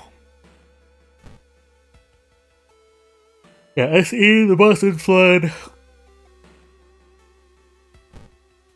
Not really much I can think about, but anywho. So yeah, I think without further ado, yeah, after this run, whether I succeed or not, I'm just going to become a Zatanna, at least to say what I wanted to do for tomorrow and Sunday. But could get through this first. Can I roll a fair... I mean, that's technically still fair. 8 is not an absurd number, but... because I could have just increased my strength on my first level up. I didn't. Because I think I healed, and here's Rumaghost. And there goes Rumaghost. Easy encounter, by the way. We're at 78 Doom right now, by the way. 80% because of that event. So yeah, we're in a lot of pain. I did use quite a bit of Doom doing other things, even just the tree into vending machine, but... Hey, right? Also, we never got the thingamajiggy, so sadness. So I'm just gonna hope and pray everything goes well as we go into Household Hell, and yeah, unless we get out of this dimension soon, we're definitely gonna have to Monument. If we get out of fun, so be it. And we're just gonna have to be happy with that. That basically just paid off the roads closed penalty I'll be taking. I would actually like to hold on to a bunch of these, but... You know, I should have gotten rid... No, because Masochistic is what I... Okay, yeah. Never mind. I guess we are going to store the old coin. Depends what this is, but hey. Keeping in mind we still have Flesh Regrowth and Mind Drain, but Flesh Regrowth is freely castable anywhere, whereas Mind Drain has to be an encounter, so... then we rolled a fair luck check, but we got a modifier there. No! Oh, sensor's still up? Sorry. I was so out of it. Because I got a curse, and I was like, oh, I was going to get badly bleeding. Yeah, sorry about that. Anywho. I completely forgot. Good thing I look at the chat every now and then. That being said, I should probably Mind Drain here. Yeah, I'm going to Mind Drain here. I have a light source, so I know I have enough things to survive, but unfortunately, I have to cast Mind Drain up to 3 times. But that's fine, because as long as I don't take any Doom, it's fine. I got bonus damage, I didn't know that. We also get to increase our knowledge to 8 if we hold on to that. I think I would like to. I should have also just thrown the mask. I'm going crazy at the end. Like, alright, focus, Jordan. Focus. And out of funds, but... We have cigarettes. We can heal Reason. Now, if we run to Cadaver Theater... That's a completely different story. But we get to Lower Doom here at first. We are still out of fun, or not the thing, but we got out of the mystery at least, and I don't remember my second encounter. We lost a lost bath. So, here's hoping. We do want to take the thingy out. Please, Jordan, take it out. We don't have a second encounter. Good, because I forgot. Do we have the 6th floor? Yes, so... as long as I get this right, we should be fine. Knowledge, dexterity. So we should pass the knowledge check if we take out the Curious Statuette. Which means we lose 6 off. We have flesh regrowth. Who am I kidding? Yeah, we have flesh regrowth. Did we have Takshisan? I'm just gonna cast it when I need it. This... I think the... well, yeah, anywho, moving on. We should be okay. We should be okay. If we're not okay, I must be so tired right now that I don't even know. But anywho. I want to actually run into Takshisan for some reason. There he is. So we should be fine here. Because I should remember my second encounter. And if I don't, that would be really, really strange. But in the meanwhile, we can throw everything here. We do 12 damage, so we should be able to... no, we don't have handcuffs. I'm going crazy. But dang. Yeah, we're just gonna do this. Just play it safe. Nothing weird should happen here. Oh, wait, no. Something weird can happen. It's called Curious Birthmark. But while we're here, yeah, we should be able to just do this and get out. With the power of Nicotine Rush in-game. As for my second encounter check... let's flesh regrowth quick here. Did I even use Desperate Struggle? I don't think I did I? Light our way, and the thing. So, I did nail sack. No, I'm going crazy. Yeah. Why do I do this to myself?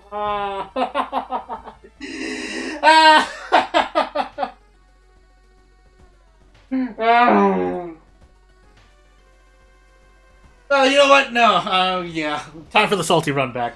We're not going to stay this way. Why do I go? I did painting second? Really? Why did I do painting second? No, I can't. I thought I did painting and household hell 4th and 5th. Anywho, we're going to do a salty run back, by the way. And,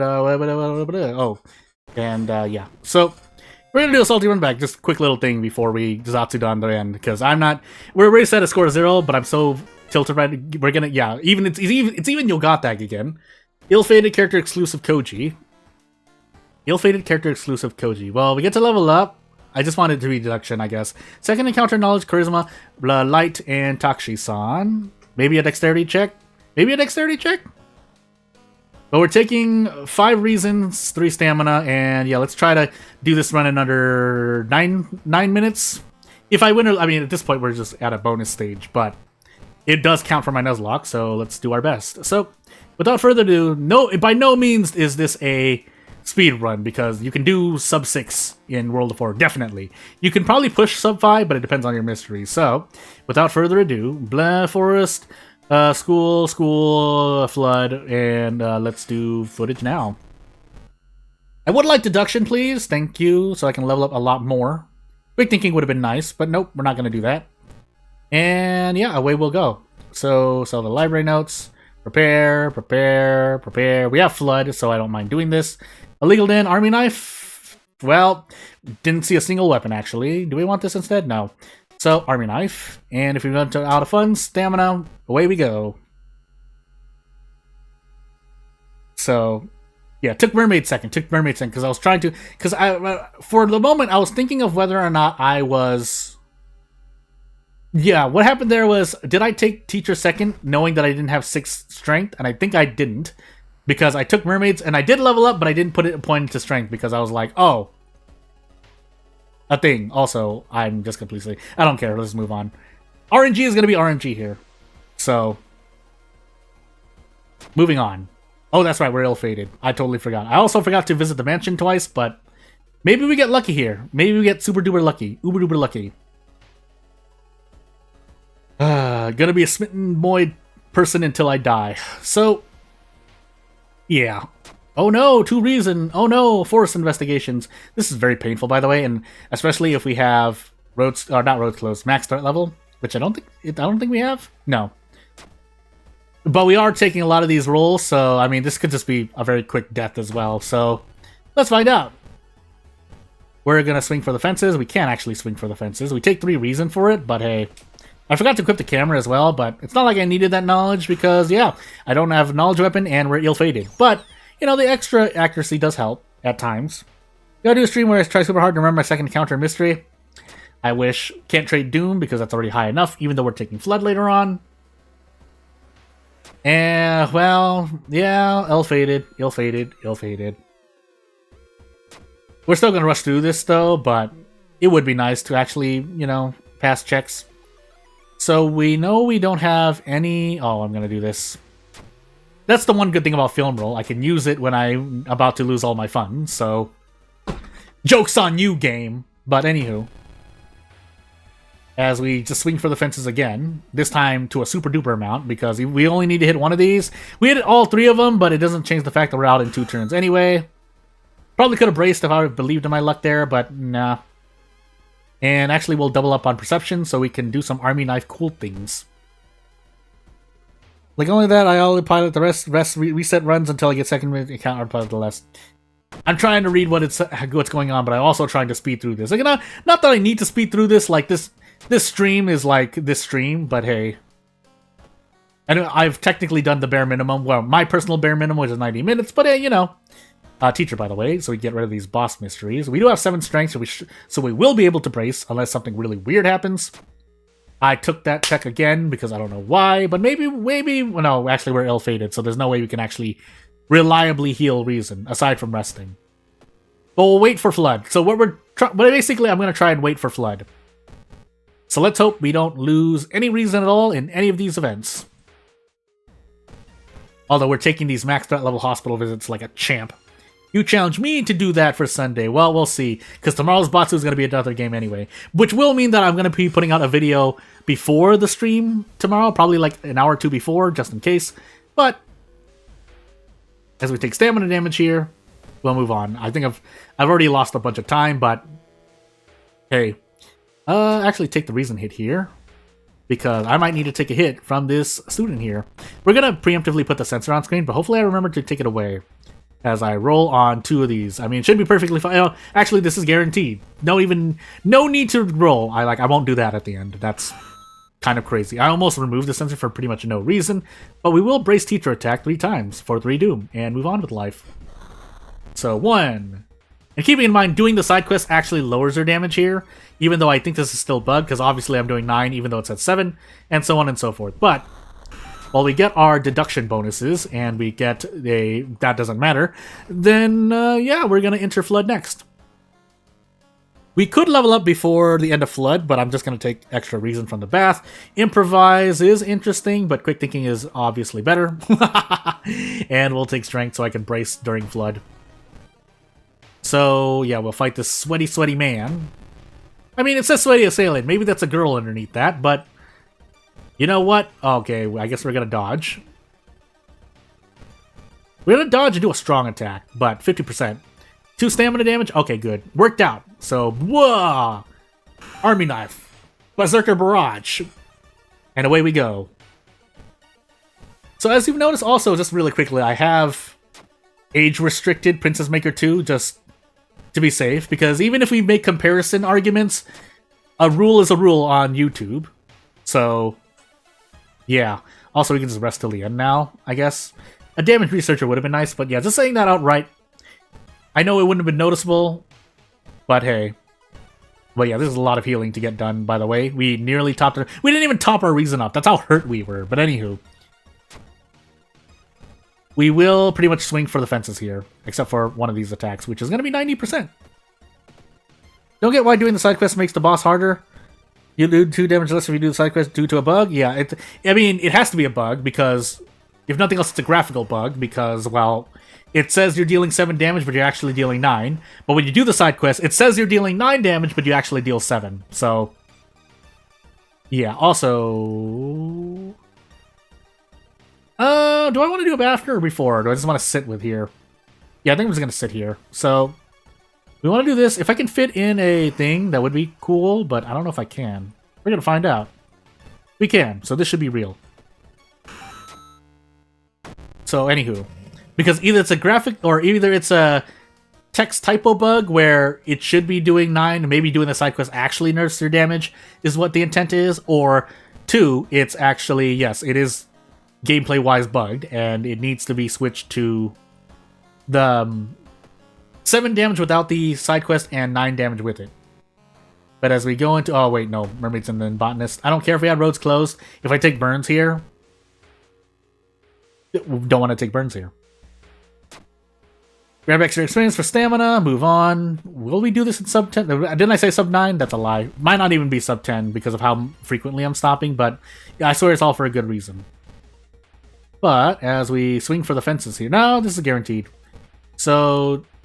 3 all for 3 doom. That's not the best. Never mind. I wasn't even bracing. What did I do?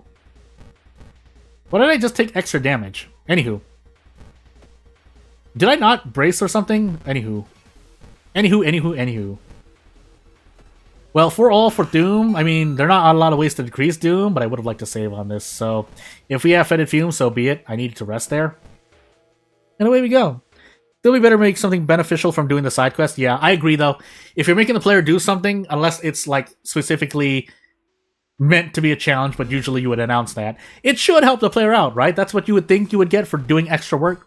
Extra rewards, but no. Not at the current, because, well, basically, how it works right now is you're doing 9 damage for teacher attack, and when you do the side quest, you do less damage. 2 less damage, specifically. 7 damage, accurately. And ill-fated. But I was about to say, because that event I was like, oh, I could have knocked on the door for a perception check, but I just realized that we were on ill-fated still. So, but we don't get to notice the face, so instead we take burns, because there's no way I'm fighting this 38 for HP, 4 stamina encounter. And then we lose the bath, and that's not great. So, 70% on my last mystery of Botanist, and we pretty much only have the painkillers to help us out. Because we do want to get rid of these burns.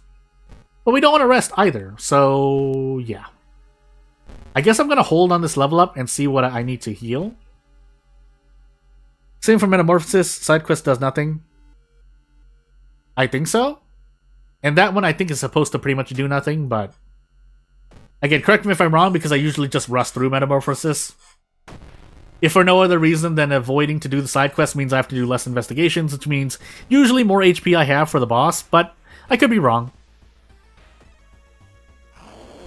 We get near enough to one-turn this. Or, sorry.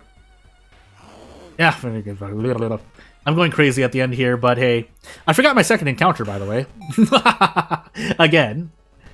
Oh my goodness, and then I visit the damn town again. Oh, that might actually make a difference, especially with this. So, I should have used the film. I didn't use the film roll for whatever reason.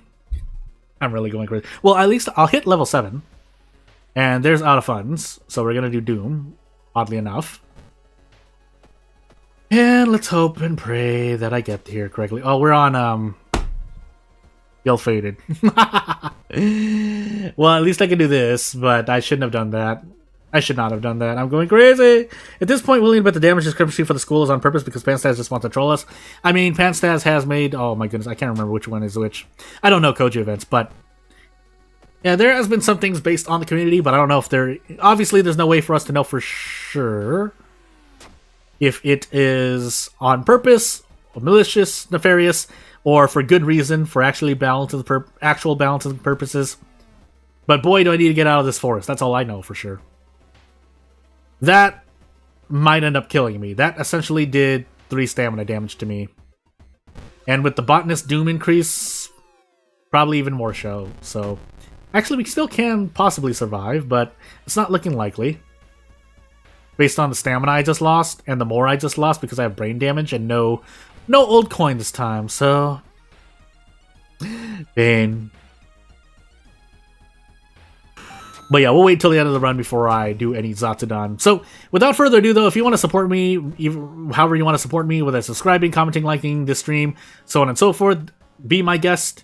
Because right after this run is pretty much, I'm not going to hold you up any longer. If you're only here for World of Horror, you do you. But as we have second encounter, knowledge, charisma, light, Maybe a dexterity check. No dexterity check. We get to heal stamina. We don't have 5 charisma, and we don't have a light source. So we need to rest once, and I have to heal stamina here. Yes. Oh, no, stamina. Reason. Sorry, reason. But either way, we do need to rest one. Wait, actually we die if we do that.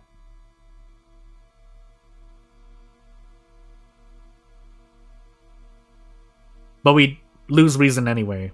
Yeah, we would have lost reason anyway. So, yeah, not much else to do. If I could have leveled up again, but I actually needed to heal more with my level ups, but we'll do this just to be sure. But yeah, 5 doom here means I'm dead. No! Yeah, 14 minutes. It's not so bad, and I completely forgot. It wasn't the school, right? Well, it would have been the school if I didn't find anything in between. I really don't remember, though. I did did I do teacher fair? No, I did teacher second. I'm gonna guess. It wasn't right.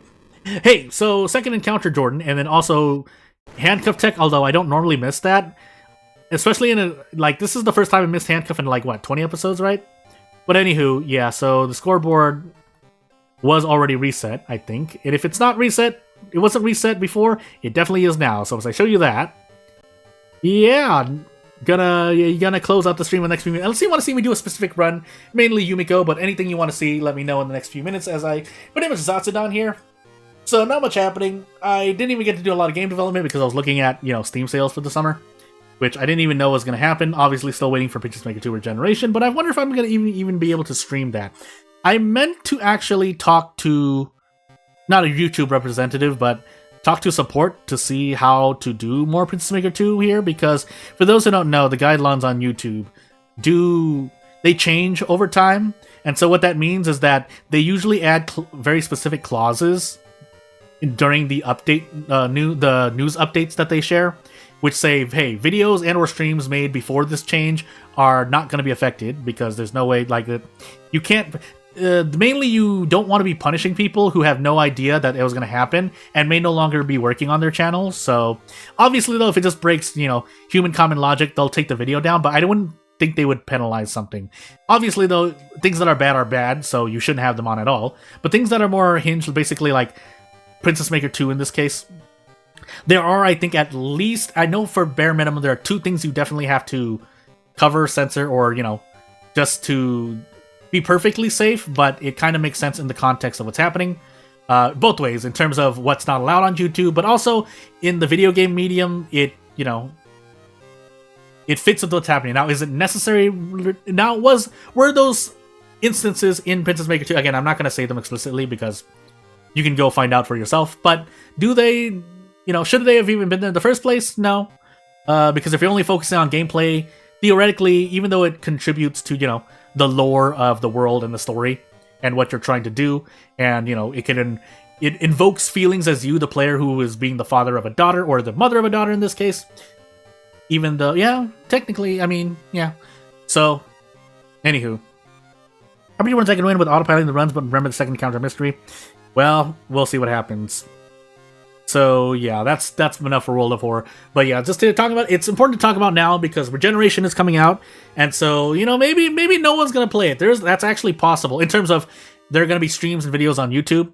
I don't know about Twitch, and I don't know about other streaming platforms or content creation platforms, but I really should get into contact with someone just to find out, because while I could ask the community.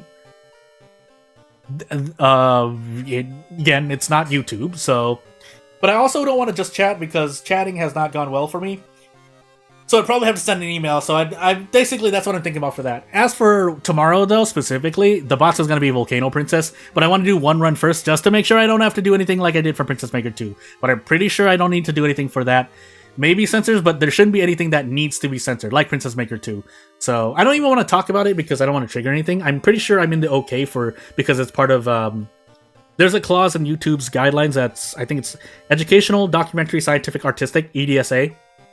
So in the context of speaking about this, because it does set one precedence, or, rules should exist for the people, and common human logic, and common decency, and, common logic. So it is important to talk about this, but I'm pretty sure there's nothing in Volcano Princess that exists.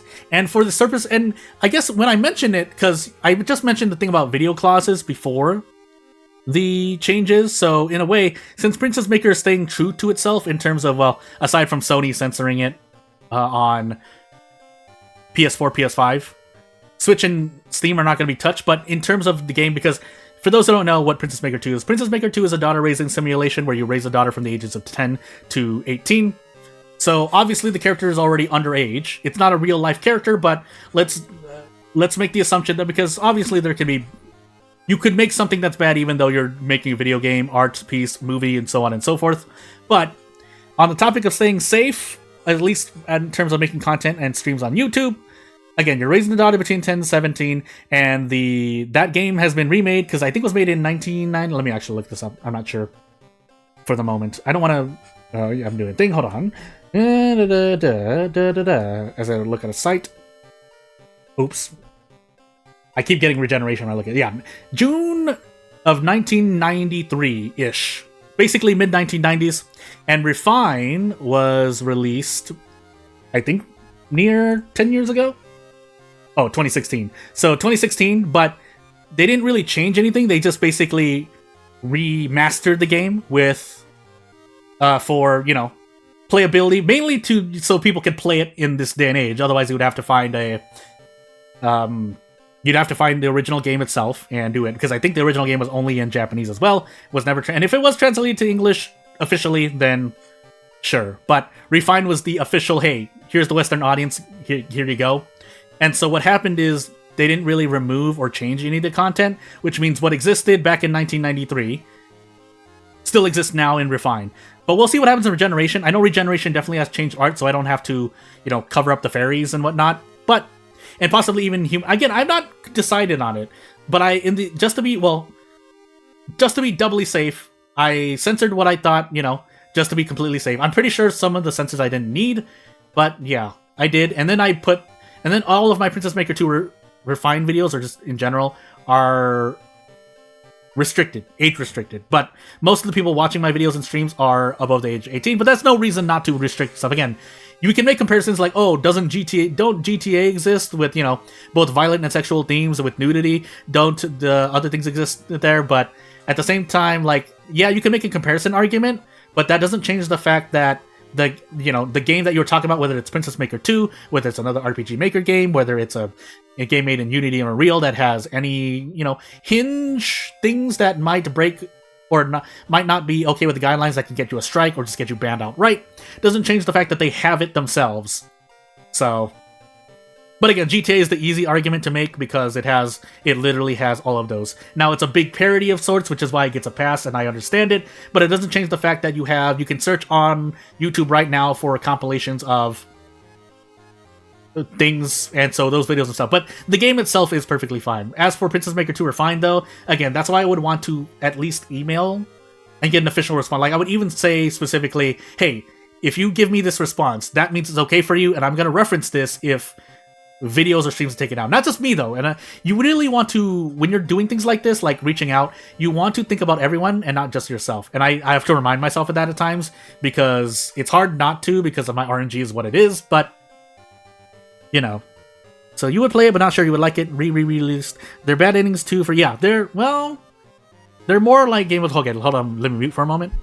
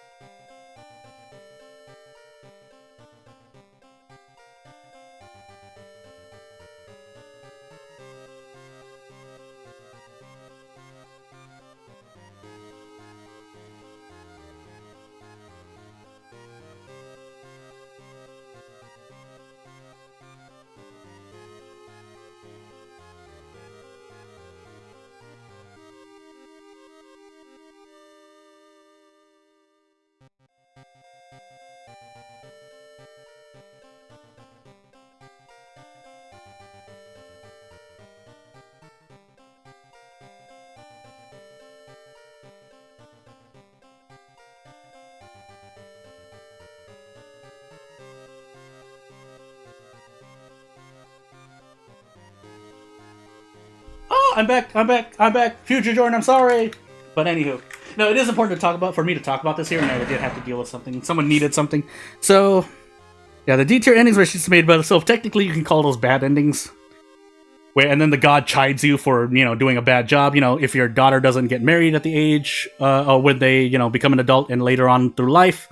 If, they've quote-unquote sinned because you gave them a high sin or karma value, or sin value as it's called in Refine right now.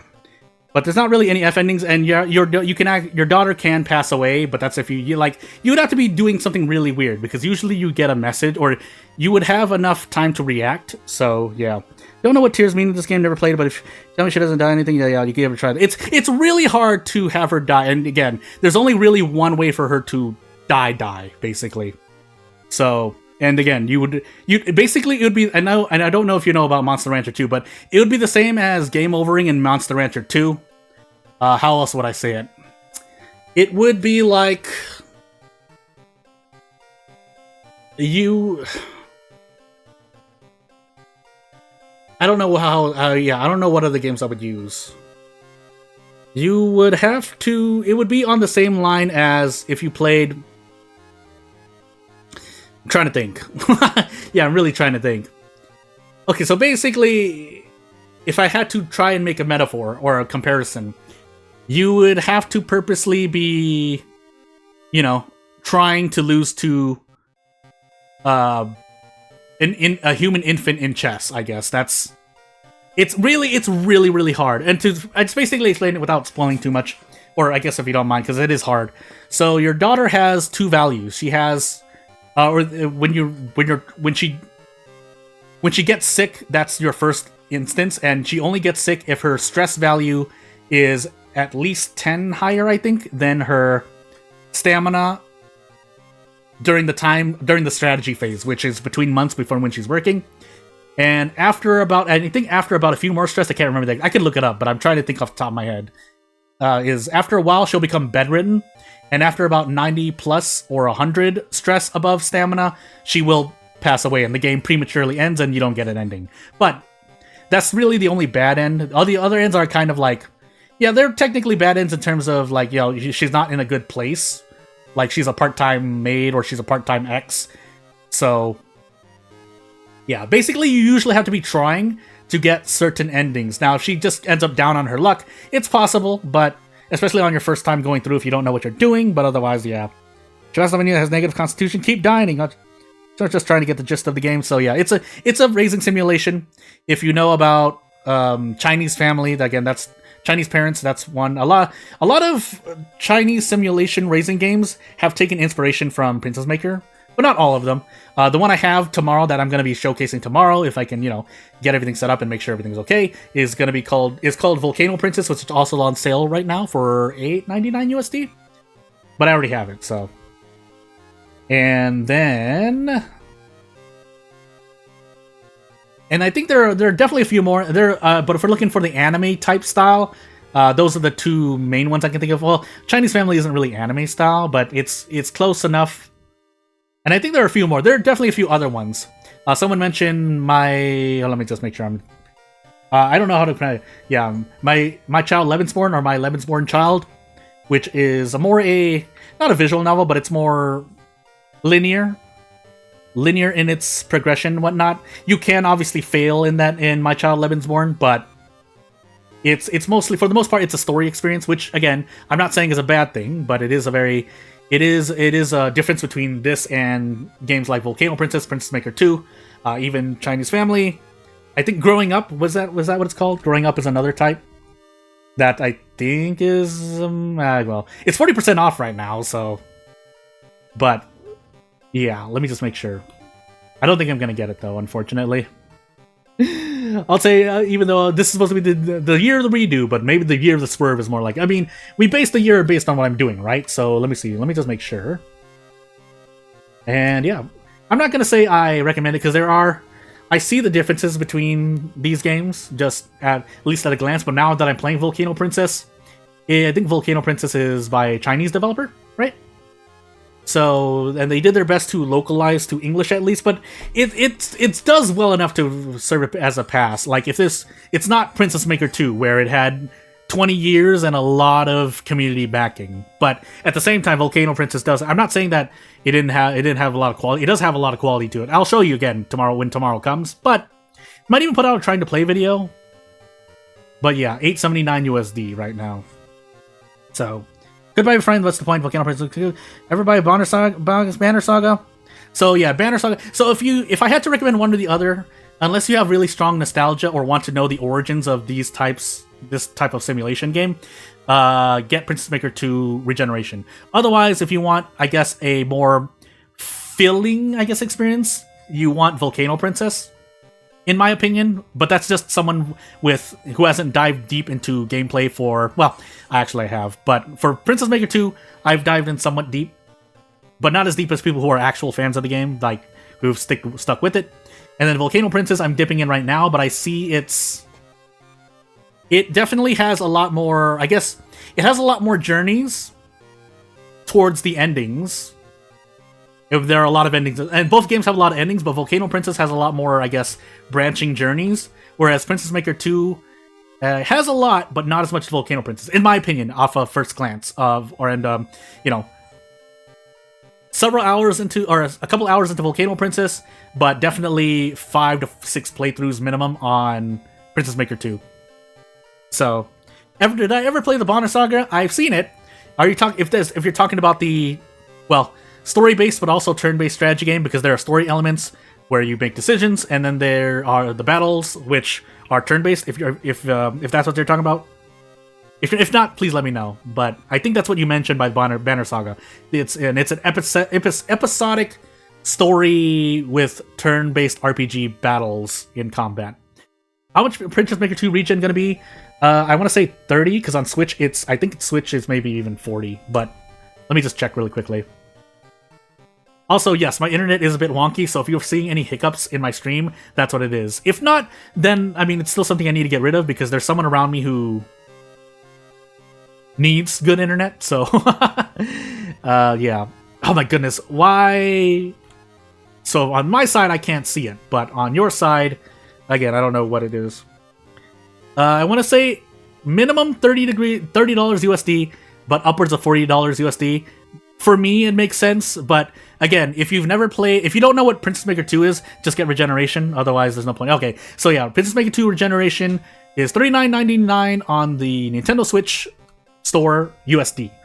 And I don't know what the Steam price is going to be, because that could just be Switch upping the price, but at the same time, again, and if that makes or breaks it for you, then, well, I can't really defend it, because I don't know who makes the decision, but I would have wanted it to be $30, but again, that could just be Switch prices. I don't know what it is.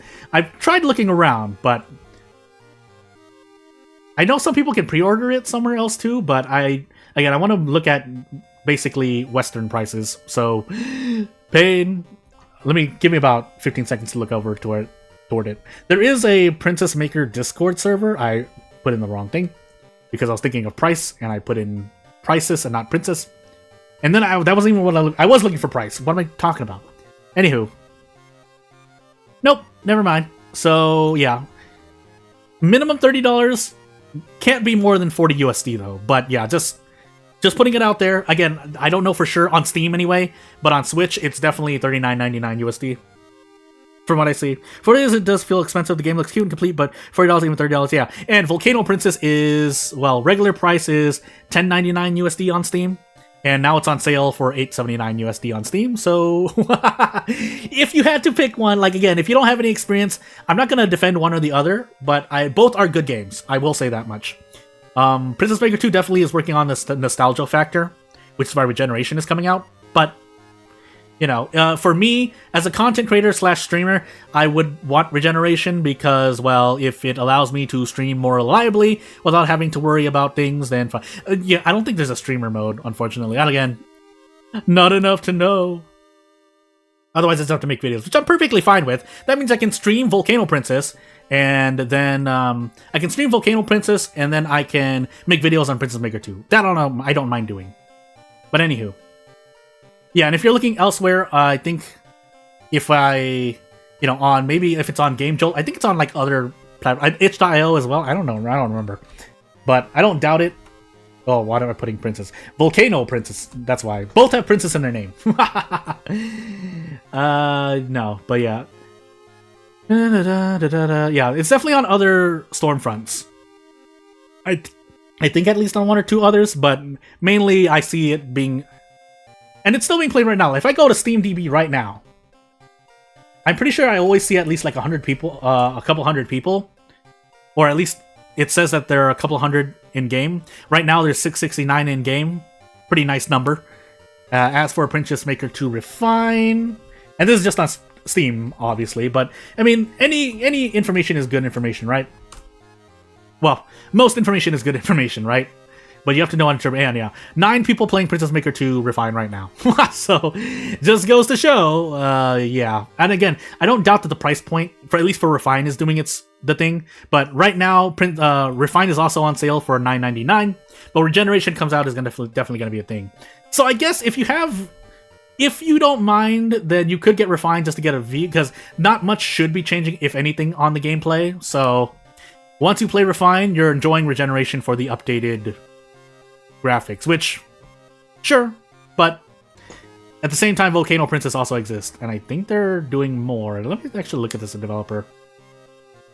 You can confirm that I can try out the original with an online MD site easily if you just want to demo before buying. No. Yeah, I don't know about that.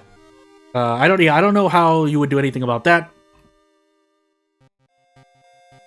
But if nothing else, I mean, again, you can refund a Steam game within 2 hours and a thing, which is more than enough time to kind of get your feet wet, because, yeah, in terms of Princess Maker 2 Refine, you can definitely get enough to know if you want to keep the game in 2 hours' time. Volcano Princess is a bit harder, but first impressions are a thing, and the first impressions are first hour up to 2 hours of Volcano Princess, I know I wanted to keep the game, so, again. And if you want a more platform-friendly game in terms of, hey, do I have to do a lot of censoring or covering up? Volcano Princess is probably going to be a lot better. Just in general. Even if you have to censor some parts of Volcano Princess, Princess Maker 2 Refine has more than a few moments. Definitely from my own self-experience of observing other people's playthroughs, there are a few things. So, yeah, that's the thing. That's the thing that's going to be happening on Saturday, and on Sunday I'll think about it. What was said. I actually have to look back in chat because I kind of forgot. But we'll see what happens. There's also a much simpler way, but you need to be, you be doing stuff. Again, I don't know much about that. I usually try to use my resources to make sure I can test out a game.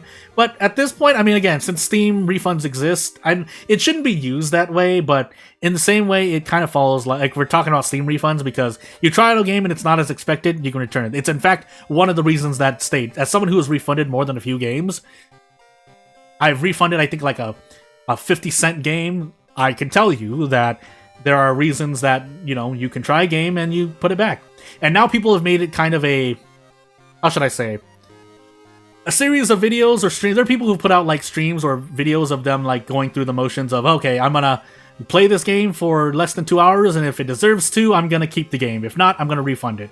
Which, you want to give the money to Steam no matter how. Yeah, and there are still some fears of that, valid fears. I'm not going to deny it, where if Steam ever goes down, because more than a few of these games are trapped under DRM from Steam, sure. But yeah, it is a problem to think about. But for the most part, as a streamer content creator, I don't really mind. But again, we'll see. We'll see what happens. So yeah, without further ado, though, I don't think there's anything else. If you have anything to say, I can talk about a few more other things, because there are definitely certain things in. Well, I can't talk about certain projects, but I could definitely talk about game development. I really need to get on that now. I was supposed to release something this month and I didn't, even if it was just basically a prototype. Like, I'm not going to give you much in terms of stuff, but I still have to make it well enough. I do think even if you don't, like or agree with a lot of Jackie Chan in general as a human being, I obviously in my childhood, paid attention, but there's something that Jackie Chan said once, and whether he meant it or not, again, I take the quote at its value, which is, when you make a piece of work, whether it's art, whether it's a movie, in his case it was a movie, whether it's doing a performance, or whether it's making a game, you want to make it the best as possible, because that's how people are going to remember you by, or anything you leave behind, good or bad. But yeah, whatever you leave behind, you want to work on it. You want to try to half-ass it, but at the same time, like if you're testing things out, sure, that's actually one of the few times this went out. But personally, it has nothing like general. Yeah. Speedrun category. But yeah, so basically when I'm doing game development, I'm thinking, okay, I need to make sure that this tile set, the map that I'm putting the player in, makes enough sense. It doesn't need to be amazing. I know what I can and can't do immediately. But at the same time, you don't want to do a bad job if possible. Obviously, no one goes out to do a bad job, but you want to be stricter on yourself if you're making anything, in my opinion. Because again, that's what people are going to remember you by. Especially if you make mistakes that can be easily fixed. So, whether it's your public speaking ability, whether it's your video editing ability, whether you're doing transitions in your videos, whether you're doing live streams and handling chat, moderating chat, there are things you could complete in. Like a stream as a whole is not just, the content you see on screen. It's moderation, it's thinking what you're doing when you do the stream, planning for the stream, planning what you do after, whether the stream is part of a continuous series or whether it's not. Again, these are things that I'm all trying to think about. Sometimes I forget. That's just who I am. What I'm like on this channel, but yeah, as for game development and my video game, even if I put out something small that only has like a few battles, a few scenes, events between characters, it's where I want to start off at, and it's not the complete game. I would like to just make a complete game, but now I no longer have that time to spare. So if I'm trying to go for a commercial project, then I need to focus on a commercial project, which is why, again, I take the words to heart where, again, you only have one chance to make something. Even if I make mistakes along the way, I know that some of what I'll be remembered by is based on what I've, made video game-wise, or stream-wise, or video-wise. So, that being said, yes, I haven't done a lot of Event of the Days, but now that I'm on the Raising Sim arc, oh goodness. Because that does cut into other things I want to do as well.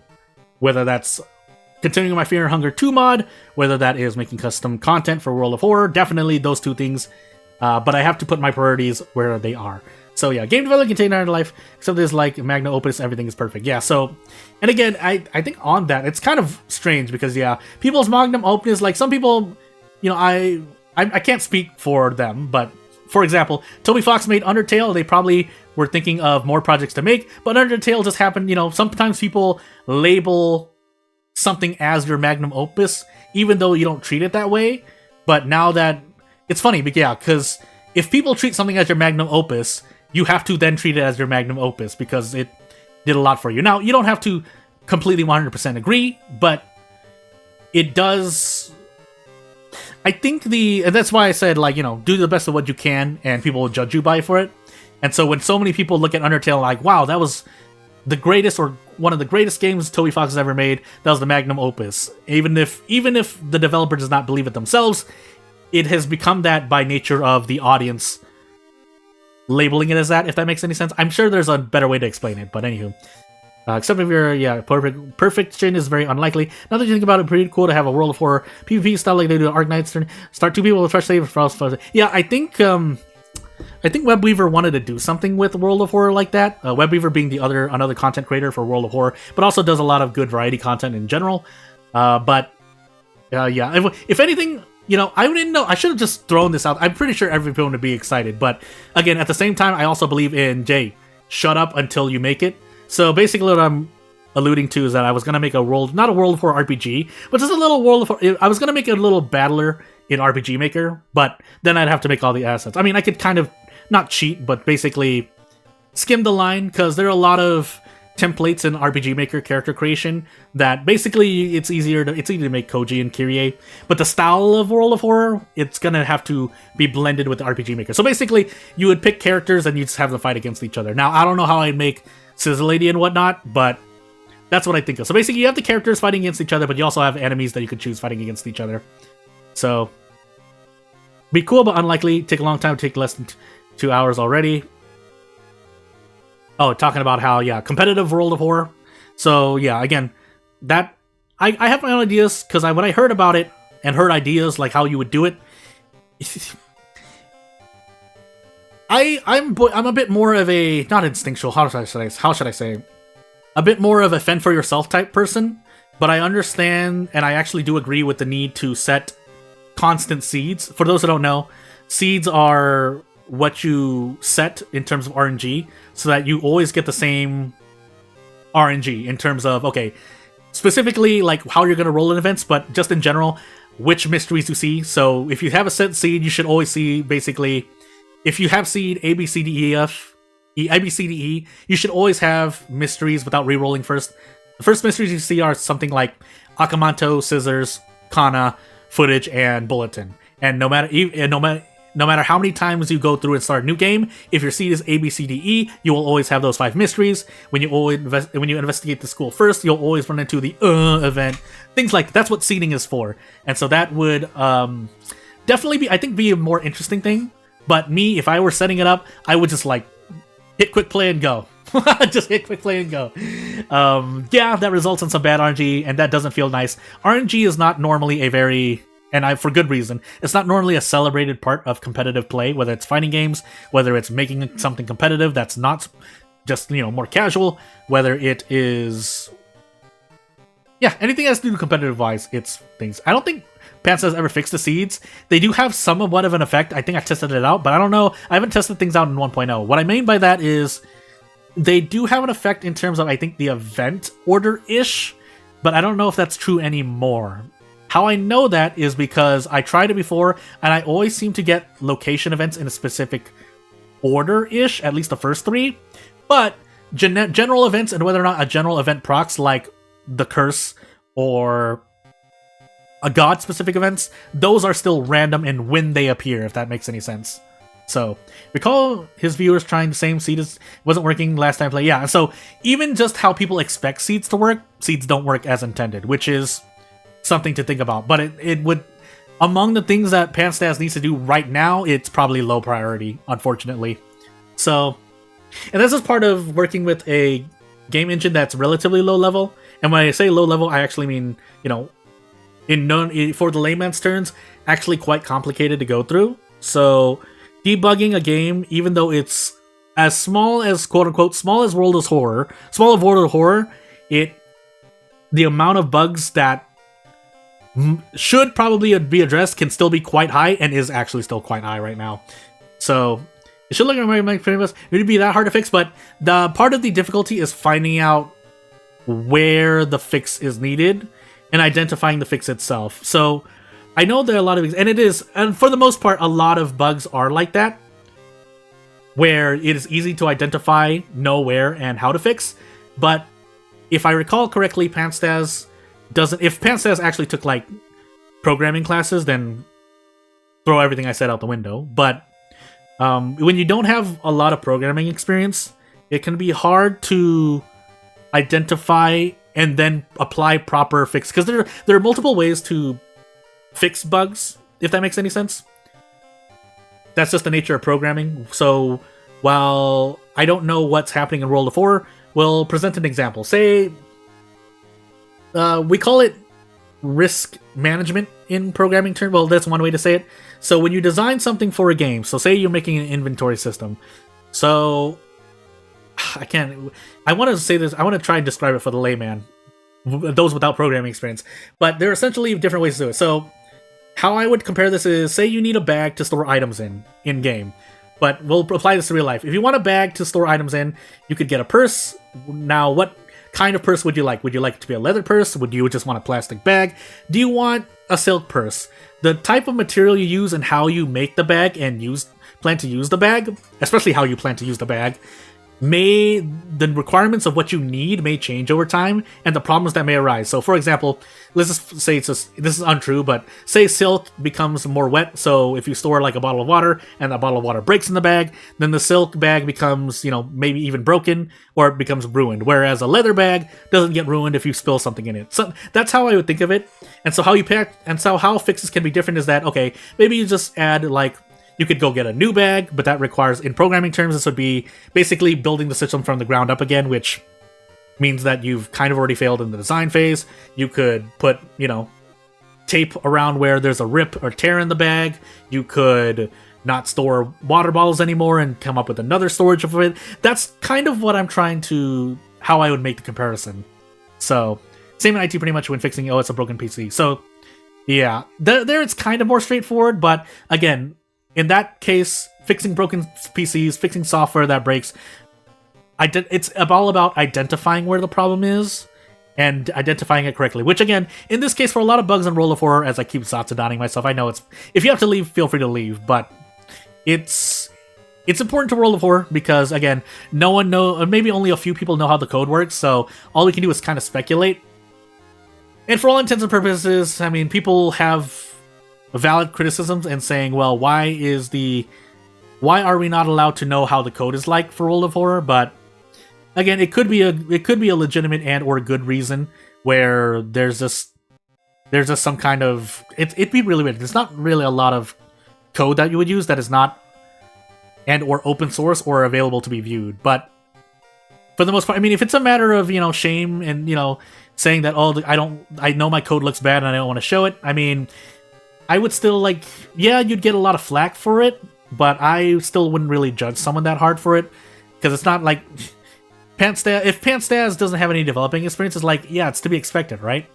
And so excited. But if there's actually a good reason, again, revealing the code would reveal things that, someone else wanted. Maybe someone helped Pantstaz with the code snippet. For example, this is not true. For example, they gave him a code snippet and they're like, okay, don't show it because I don't want my code being shown anywhere, which would be really weird, but yeah. So being transparent always makes you more credible in general. Yeah, that's true. So, again, we don't know the story, but it is what it is. And I try to be the same here. I think that's why I try to be as transparent as possible when I'm doing things. Now, obviously, I won't say things if I, try to obscure something in terms of, making game development, even though I don't like obscuring things itself, which is something I should remember to point out in Volcano Princess, because Volcano Princess, I know I'm rubber banding back, does something where I'm yeah, don't obscure the data at all. But again, at the same time, you don't want to overload the player with information about a thing, which is why obscuring kind of makes sense, but at the same time, most of the time, obscuring data or things from the player is seen and used as a, haha, you don't know how it works? Well, the player should learn how it works, or haha, I fooled you, player. But it's I normally don't do it. A big part of that is because I know people are just going to figure it out anyway, so why make it harder on the player, right? When they're just going to figure it out anyway for a petty reason such as, haha, fake difficulty. Because that's what it is, fake difficulty. Once someone figures their game out and the general gameplay loop, they're gonna review their game accordingly. Now, not all reviews are the same, especially quality and or accuracy-wise, but, that's a whole other topic entirely. But yeah, without further ado, I won't take much more of your time. This has just been a big Zatsudan of me, which I normally don't do. I like to bring gameplay, but at this point, I think people want to hear things of, what I have to say on some things, or like to hear me just ramble on or have opinions on things, so yeah. But yeah, without further ado, just to close out this stream, doesn't seem to be anything else to do, so tomorrow's going to be a Volcano Princess Batsu. I don't know what the penalty is going to be exactly, but I'm going to try my best. About 2 hours time. It's going to start around the same time as, this stream starts. That's just my usual time, for those who don't know. I still have memberships open. It would be nice, because, I won't deny I'm here to, not make money, but, try to make a successful channel. But there is a big part of it. No matter, I can speak for myself when I say I'm keeping this channel, healthy, trying to do my best for this channel, because I think it helps me as a human being, helps create a good work ethic, and makes me better in general. If I didn't have this channel, I think I would be, not as great at speaking, not as, not have built up the skills I've had, and so on and so forth. But yeah. But without further ado, if you want to contact me, there's my Discord, there's other things. I feel like there's some, I keep forgetting to say certain things, but I can't remember at the moment. So, but I don't want to take up more of your time, just, say nothing. So, Discord, I do have an email. I'm trying to work with something here. I'm going to ask about Princess Maker 2 content, but otherwise Sunday should be another World of Horror video, if not, or a stream. If not, I'll at least put out a video pretty much every day for World of Horror, even on Wednesday streams that are not World of Horror, and usually Slay the Spire. I need to get back to making Slay the Spire videos, but I basically have a lot on my plate already. So yeah, without further ado, thank you for watching. I'll thank anyone watching now or in the future as a VOD, and I will see you later. Bye!